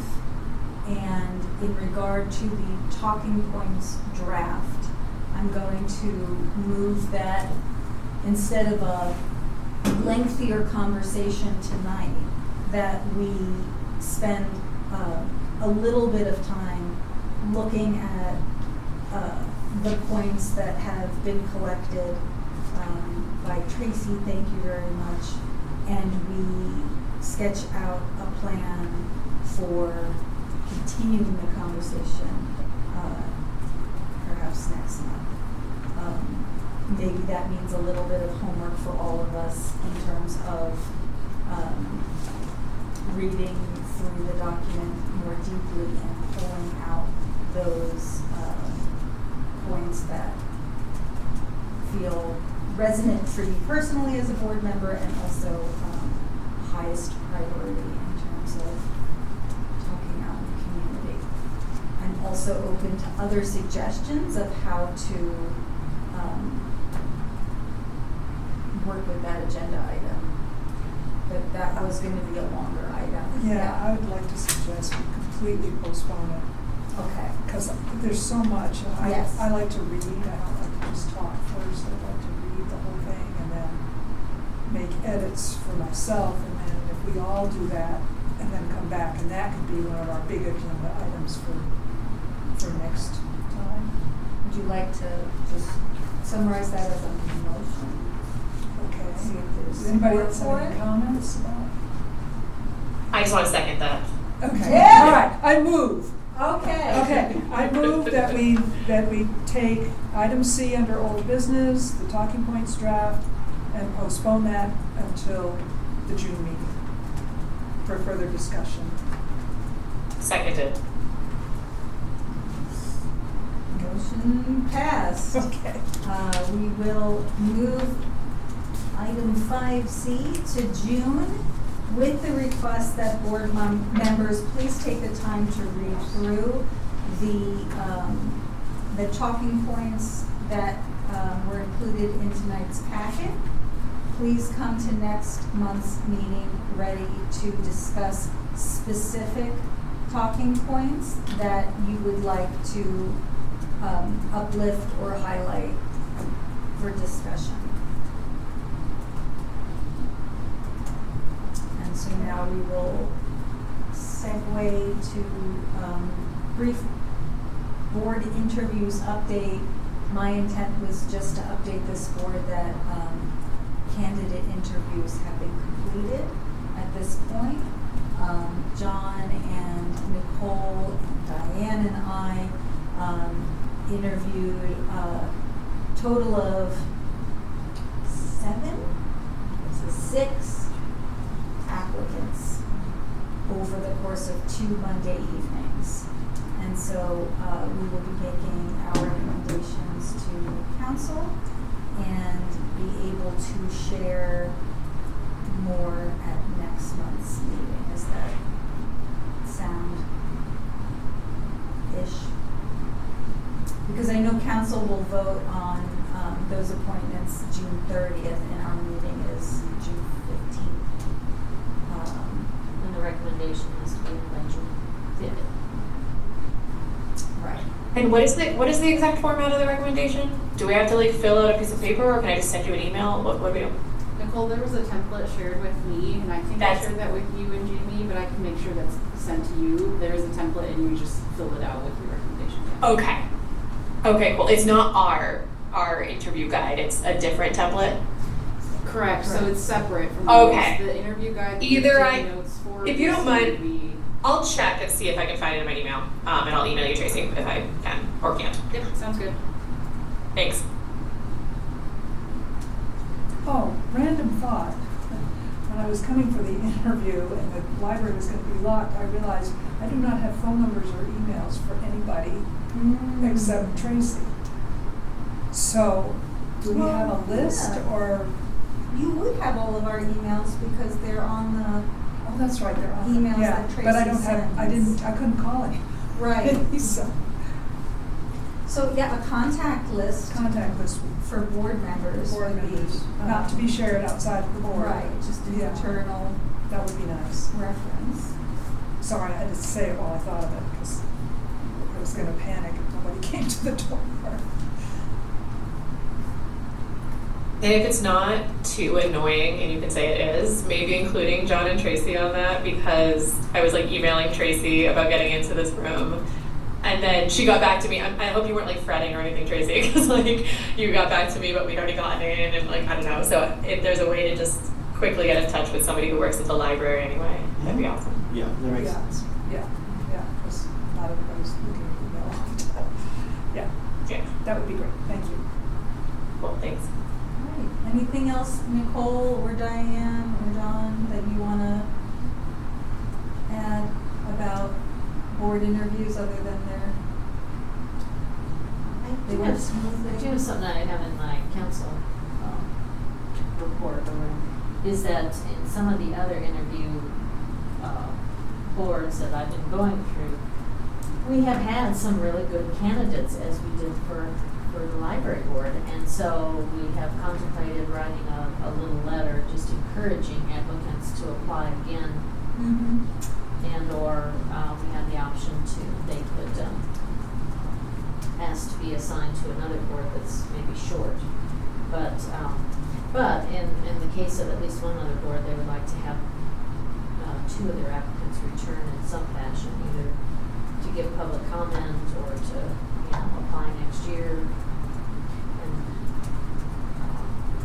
that isn't part of the process currently, but it is something probably as the council member could, step in to do.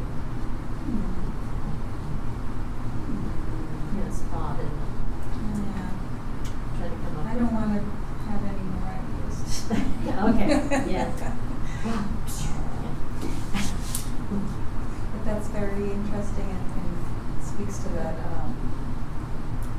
direction of looking for efficiencies and ways of mutual support throughout the city. Okay. Yeah, this should be quick too. I just wanted to add it in here because we finally got the concrete poured at Lashley Street Station, which we've been waiting on for Wow. quite some time. And this Friday, the locker itself will get installed. That's literally just This the Friday. physical installation. And nothing more will happen than that happening. Probably a week or so later, it'll get the graphic wrap that the Ascent one has with that artistic design. And then the staff from the company that has to commission it and get it up and running and do training, which we shouldn't be much because we've gone through all this with the Ascent locker. That won't happen until June 10th. Okay. And we're still working through more like bugs and issues. They're the same bugs and issues, but we're not getting things resolved with Ascent, so it's still not a usable locker yet. The staff and the vendor, which is called Lingso, they are going to be out here this week to install all our brand new self-checks, which is another one of our one-time requests we had last year to replace our very old self-check terminals, but the same technician is the one who helps set up the locker, and he'll be able to help do some troubleshooting. I think they're going to do a software upgrade or just reinstall. We've been having just some issues that are enough where we can't make it available. Like the biggest one is like going up, scanning your card, or typing your number because you have holds ready, and then the door doesn't open. Yeah, that's a big one. Yeah. Frustrating. Yeah, so the other thing that keeps happening is it randomly reboots throughout the day. Oh, geez. So, I'm, cautiously hopeful that we'll get that resolved by the fast forward to Lashley Street. When that's all said and done, hopefully that's not gonna create the same 6 to 8 week process of trying to get bugs worked out. But that's where we're at with that. And if everything goes as planned, we have some communications already ready to go out. We're gonna plan like a ribbon cutting at Lashley Street, which would kind of be to announce both lockers officially. We'll send invitations out, we'll do a media release for that. Say a few words, show a demo, and we can share that the one at Ascent is there too. I'm hoping the Ascent one is soft launched before this, but we won't be doing anything. We'll kind of make Lashley Street more of the announcement of the locker. So that's the plan there. That's it. Remind me, the June 10th date was for Training and Training. commissioning. Because really it's just a metal cabinet, it's useless until they come out and they ship the PC that goes in there, and then they have to do a bunch of configuration on their side to get it up and running. Get all the networking completed and stuff like that.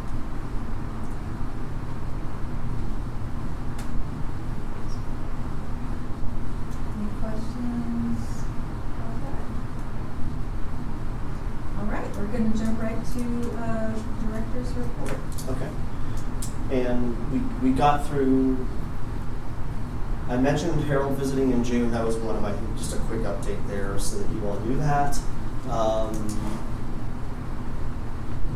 So the bigger thing I wanted to address here was the model train. And I had this on my list to do last month, meeting ran late. Wasn't really too concerned about it until I guess, somehow, I shouldn't say somehow, I know people are aware of it. I had a communication ready to go for the paper, all this stuff I had just finished basically negotiating with the train club people to fund the materials they need to build the new train. And then, as you heard Mr. Trumpler saying in his public comment, they're in pretty frequently. He admitted, and I know that they do talk to people about it. I'm not there for the conversation, so I don't know what's being shared or not shared in that. Enough was shared to get some people, as he mentioned, interested enough to create a petition, and that created kind of a whirlwind of, well, the library's not communicating. I plan to, but once that got out there, and then people went on the socials, on Reddit and Nextdoor, then it just looks like you're playing catch up. And that's exactly what it looked like, and I can appreciate that's what it looked like. It took till today for the paper to actually do anything, but it was a nice front page article that kind of lays out a lot of the facts and acknowledges that there's a petition out there and there's a lot of interest in keeping that train.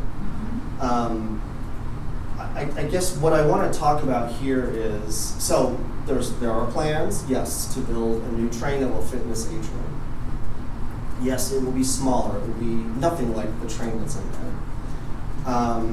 And I guess I want to maybe remind the board, and for anyone listening, that train that was built and donated generously by the club 30 years ago, it's donated, it's library property. I knew we needed the space a long time ago. We've tried to make it work. It never actually was intended for the children's department. It was in the lobby. We've moved it because of space issues 3 or 4 times over 30 years. We keep trying to make it work, which to the point we can't. I've decided we can't, along with my children's team. I could have just taken the train out. It's city property. I don't have to do anything. It was donated. It's obviously the wrong way to go about it. And so, my initial communication with them last year was I really need to have the train go. I was hoping to talk to them about maybe some other plans, whether that actual one could be sized down. I got those conversations, said that's not possible the way it's built. So we talked about building a new one out here. And then, you know, it took some time, and then there was some changeover in the board, in the club's board. Now they have a new president, and some other people have joined in. And then we were able to have some good conversations. And I came to them with, look, I definitely need the space. We need to expand programs and collections. I want a train here. This is the space we have. I'll never need this for anything. This is perfect because everyone can appreciate it. And I get it that it's a draw for kids.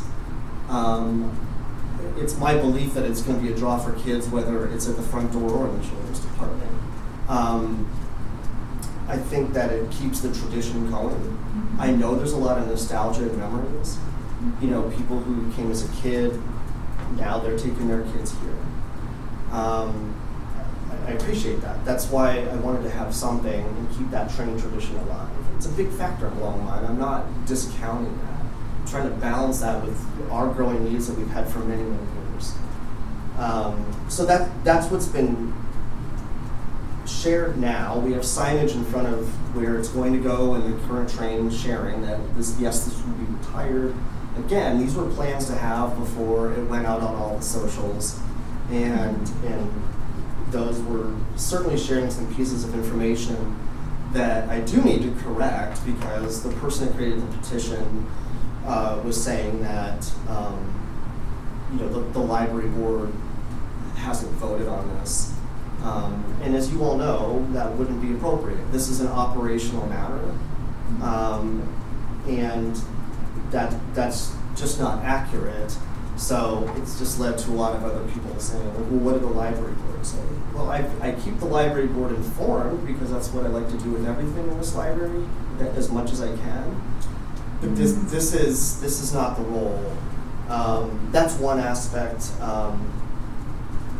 That I feel like I need to say it again, and for the benefit of anyone that might read the minutes or watch this recording. I also, since Mr. Trumpler was here, and in his email, which I will send to the board after or tomorrow probably, he mentioned in here about back to last August. They themselves put signs on the train saying this train's going away, and it kind of, I don't remember what it said. It was very just, and I do want to say, yes, we took the signage down as we would any signage that doesn't have approval. That's just not the way it works. You can't post to our bulletin board without coming through admin. So people leave stuff on tables upstairs. They try to leave ads. We clean them up. That's what we do. This wasn't in a response to them leaving a signage on the train. It's what we do. We don't allow posted billings without library approval, period. That's just how we do business. That's how most libraries do business. So I just want to say that because it's been stated by him and some other people online that, the library ripped that down. It's like we took them down as we would any sign. So I'm just going to share that.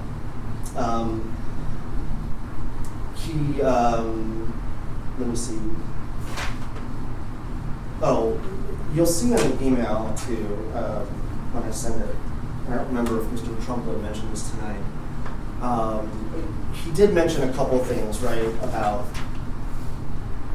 the public being included in the decision. Well, again, I see this as operational. I mean, the public can always have input. That's what this board is for. I don't think this is a matter to me. It's an operational matter. I don't go to the public for every book I buy either. So, you can argue, well, this is different. I see it as operational. Let's see. What specifically will replace it? What I have shared is what I know. Okay, we do have expanded literacy programming needs. I can share with you that what the children's manager is hoping to do is something similar to the adult literacy center upstairs, where maybe we have some walled-in classroom space for tutoring space, other types of educational things that could benefit a lot of children coming into this library. It might create some space to get additional shelving and expand some collections. I don't have it exactly pinned down to what it's going to be and when it's going to be built. I know we need the space in general for those needs, and for me, that's enough. He talked about, and other people have talked about this too, about repair. And I mentioned in last year's meeting that it basically seems to be breaking down every day. Maybe that's an exaggeration. I can tell you at least once or twice a week, my children's staff, by the way, this is staff time, take the time when the kids come up to the desk to say the train's not working. They reach out to the club, someone comes in and fixes it. This is definitely happening on some level of frequency. Mm-hmm. Is it repairable? Of course it's repairable. They could get new track. I agree with that, with what Mr. Trumpler is saying. That's not the point. It's still the same 10 foot by 6 foot train. So, that's just not really the point in my mind of whether it's repairable or not. And again, I'll remind people, it didn't start out in the children's section. Is it the same exact train? It's the same 30 train. years? 30 years. So I also want to share with you, because of the meetings I've had with the current train club board, who is now designing and going to build this new train. Some comments made to me in their meetings at one point was, we're surprised it lasted this long anyway. And that, we could fix it. I mean, so I think, there's some comments there. I can share with you too that, the partnership that I've built with these guys trying to build a train is good. Like, we're on the same page. We've had some conversations about some of the other dialogue going on, and it's just some information that's out there that I've already mentioned that isn't quite accurate. One of them is that Mr. Trumpler mentions that the library staff insisted that the new train be on casters so it could be wheeled or moved. We have not dictated at all how they build the train. And the reason they'd be on casters, just for the public's knowledge, they want it on casters because it will be much easier to pull out from the wall when they need to do maintenance. That's it. There's no intention to move it. It's not considered on casters so that we can get it out of the way or do anything. That was their idea, to have it on casters in order to do maintenance, because they will have to do maintenance even on a new train. So. And what about when the Friends have their book sales? They pretty much have been filling up the age. When that train is installed at that point, it will stay, and the Friends book sales will have to work around it. Okay. It's going to be a display. I'm not moving it around. Yeah. I'm not going to ask them that to makes move it around. that makes sense. Yeah. So I just wanted to mention that, there's some other comments that have been made that, library staff have said the train's beyond repair. I mean, I don't know that anyone has actually stated that from the library. We're not model train experts, but we do see what we see. And there certainly is plenty of frequency of kids and families coming to the desk saying the button isn't working. And that's not the reason. It's maybe a part of the reason for this. It's a space issue. I've said it all along. Even if the train was perfectly well and functioning, I would still be talking about this. We're just well beyond from when that train came in for what we need for this community. I think that's what I have an update on. I did meet with the group of guys from the club that are going to start building it. They actually, of course, they have the designs. You've seen it, or if you've looked at the posters. At the library's expense, yes? Yep. Yes. We will be paying for the materials needed for that. So, and they're donating the labor to build it. Okay. And they are hoping. Is that in the budget? Is that in the budget? No, I'm going to pay out from our either our PBF money, because I do feel like it's a public facing good to have it, and I might have the money in there, or one of our endowment funds, the Emosher Fund. Again, that doesn't have any stipulation what it's spent on. I think this is a good. I would feel just fine spending money from that fund on this so that we can have this. Yeah. They obviously don't have the money for it. I don't want to wait for them to do any kind of fundraising or try to figure out how to get the money to do it, because that'll be years. I believe that what they are going to do is build the basic, like, the platform for it, off-site, because that'll be pretty noisy, saws and stuff like that. Once that's there and they have the right size, they will bring it in here and they'll have glass up that just like that one does. We'll put some stanchions there, and so over time, as people come in, they'll be able to see them here building the new train live, basically. And then the existing train, I had initially thought of having them start dismantling that in May, and I changed my mind on that because we have summer reading coming up. We certainly have thousands of kids coming in. It doesn't make sense to rush it. There's no need to, because the space that we need to do all the things I'm wanting to do are not gonna happen until fall or winter at the earliest anyway. So we'll wait till summer reading is over, kids are back in school when it gets a little bit quieter in here. And we'll keep the public informed of, when that's going to be dismantled. So if you wanna come in and see it, this is when it'll happen. Will they be building the new one in the summer? I am not entirely clear on when they will start, when we will see it in here.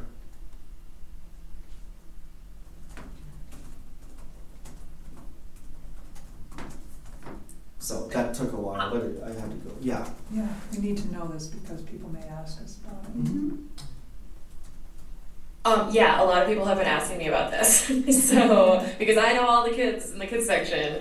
So full disclosure, I actually, an acquaintance of mine was the person who started the change.org petition, so I had actually put, her name was Katie, in touch with John via email. There was actually 2 people that, I think weekend, that had been extremely disheartened to hear about the train leaving, and wanted to be put in touch with John. And so I do.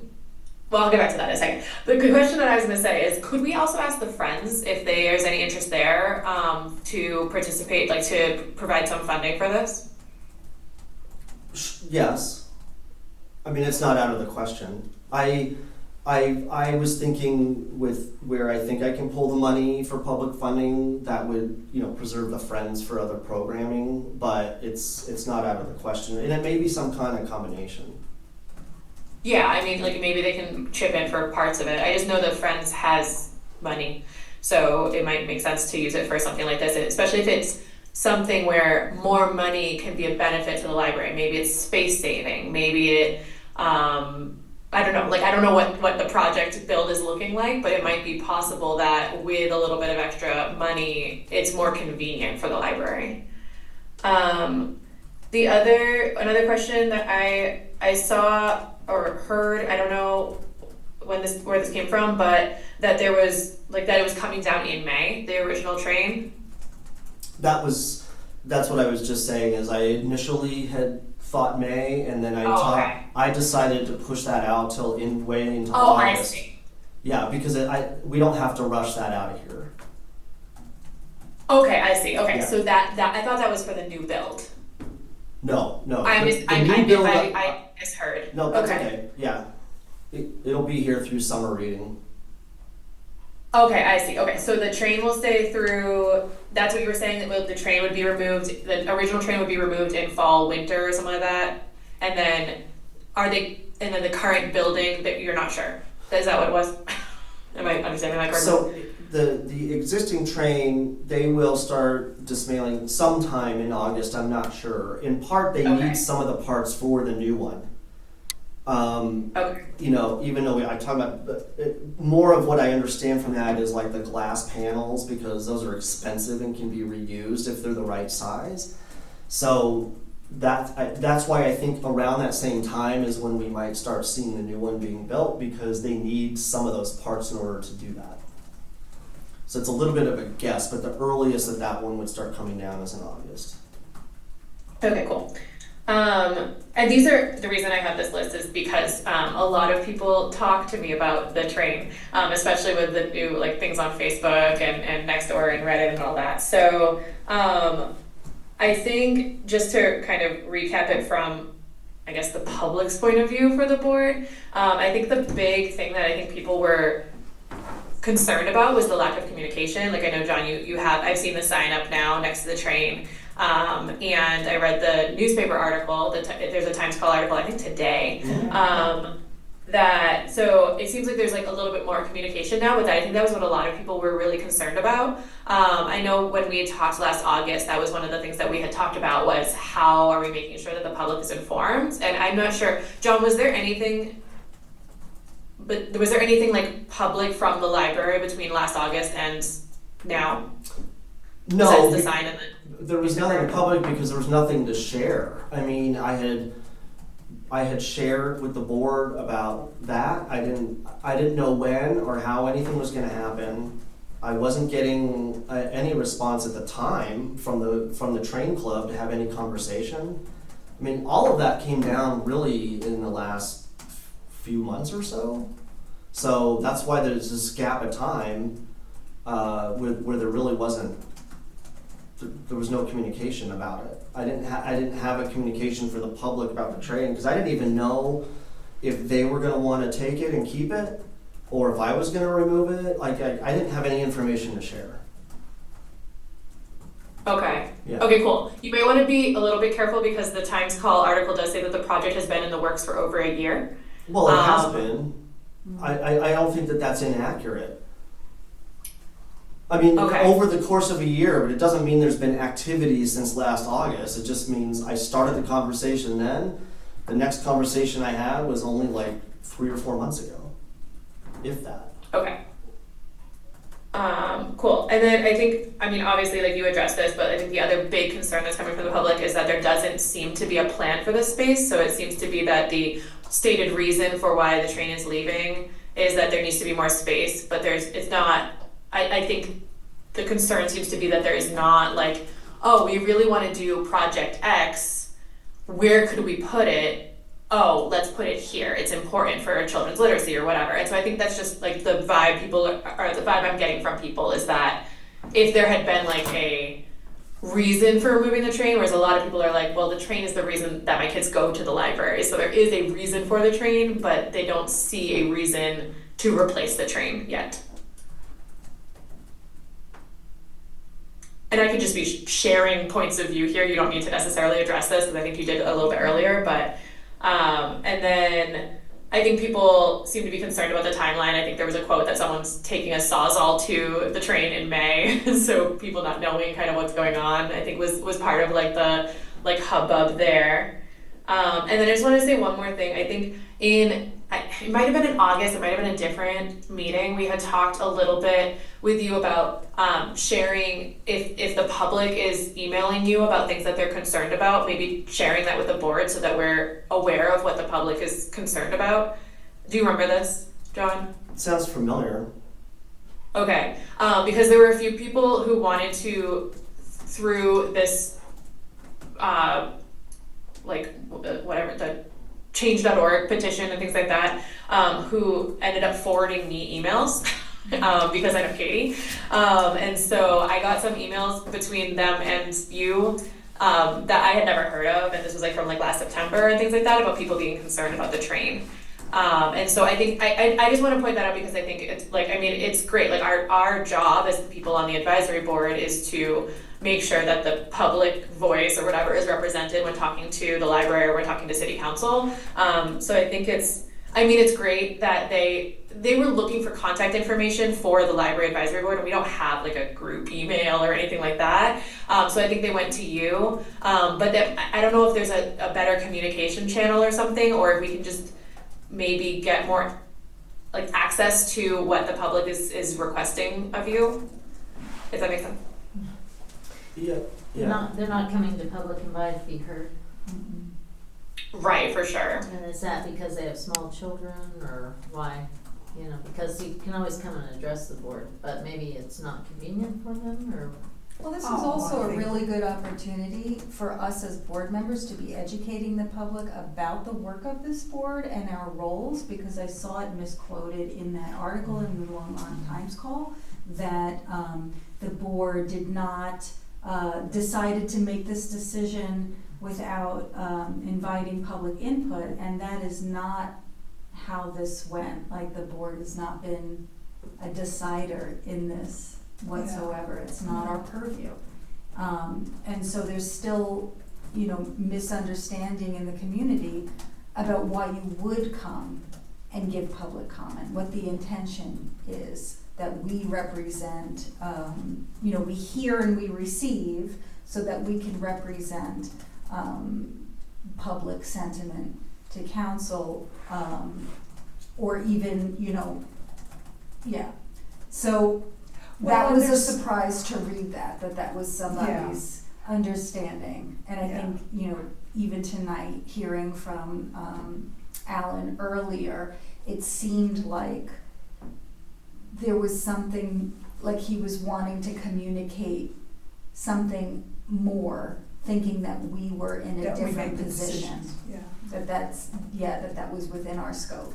Yeah, well, and I think also, you know, the public invited to be heard, it's a very formal process, and it's intimidating. I mean, I was scared to death to go in front of city council, you know.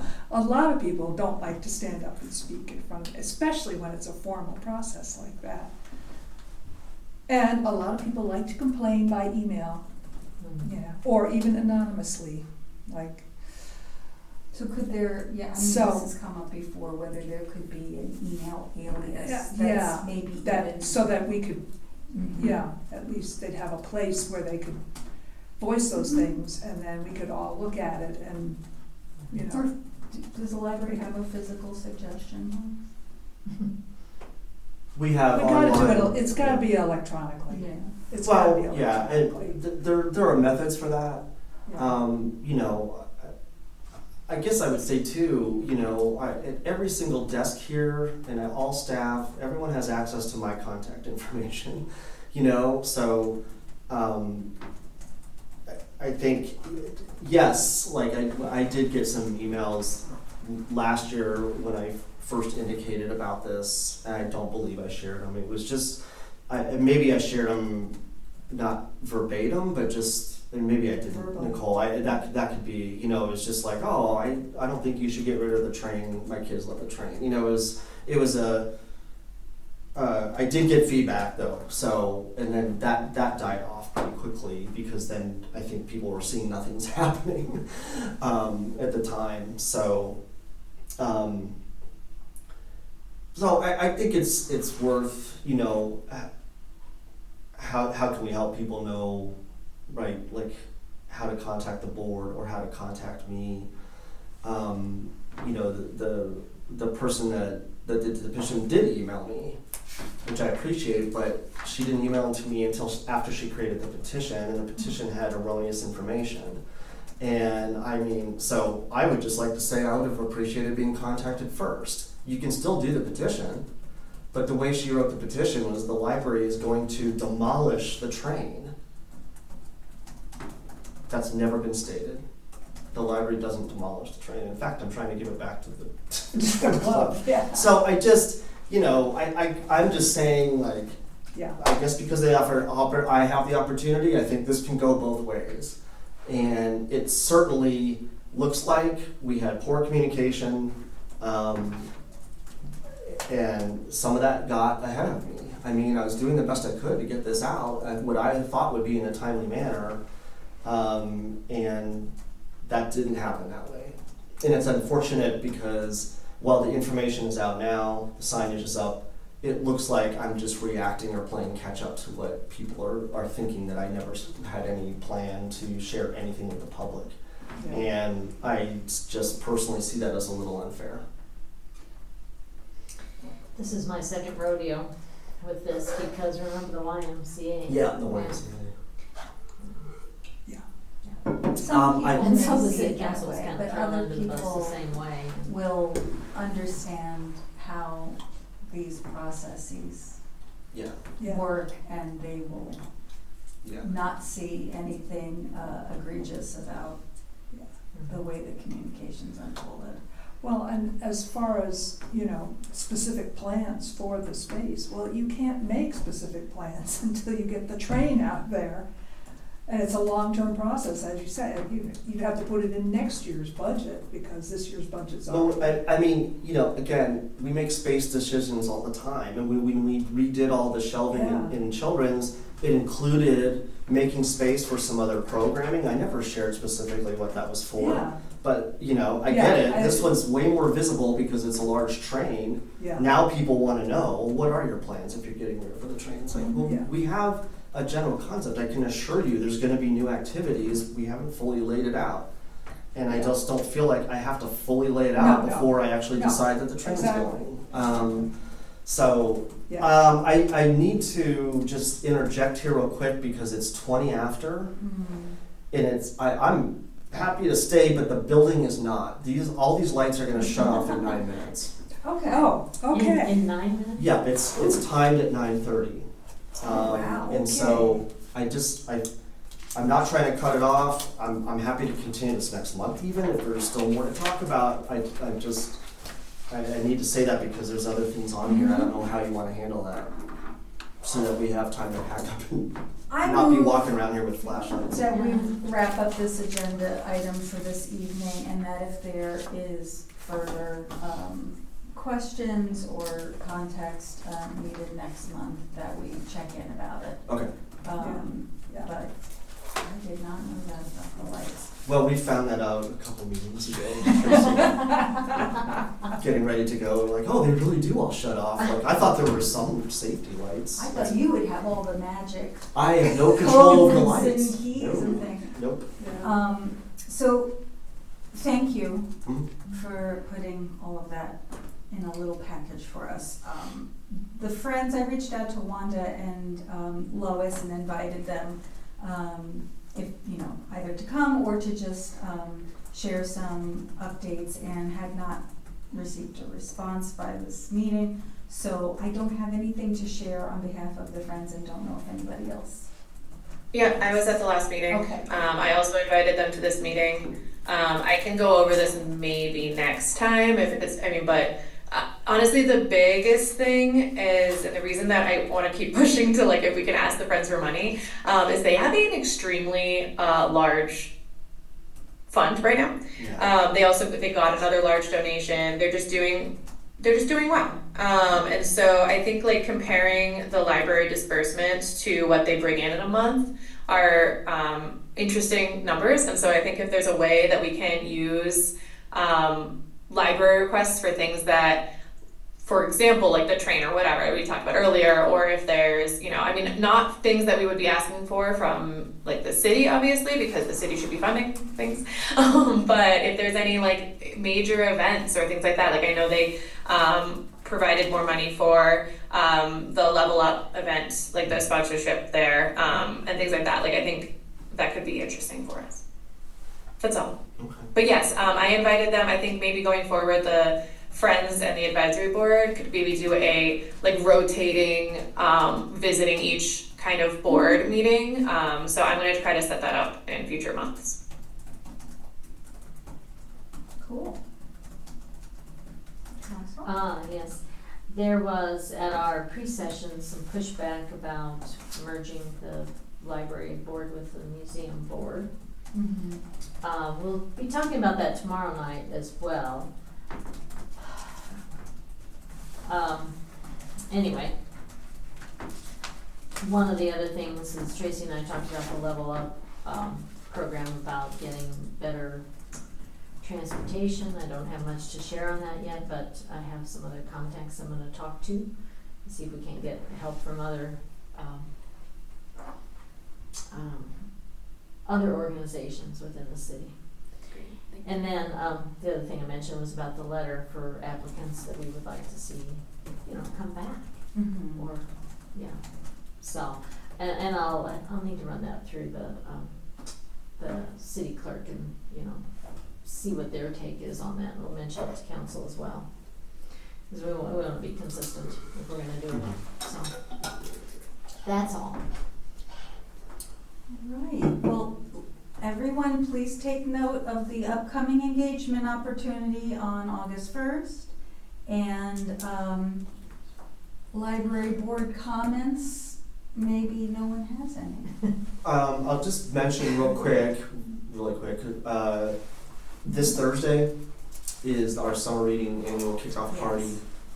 That's here this year. It's not a pool party as it has been, because we have bad luck with that where it gets rained out or something.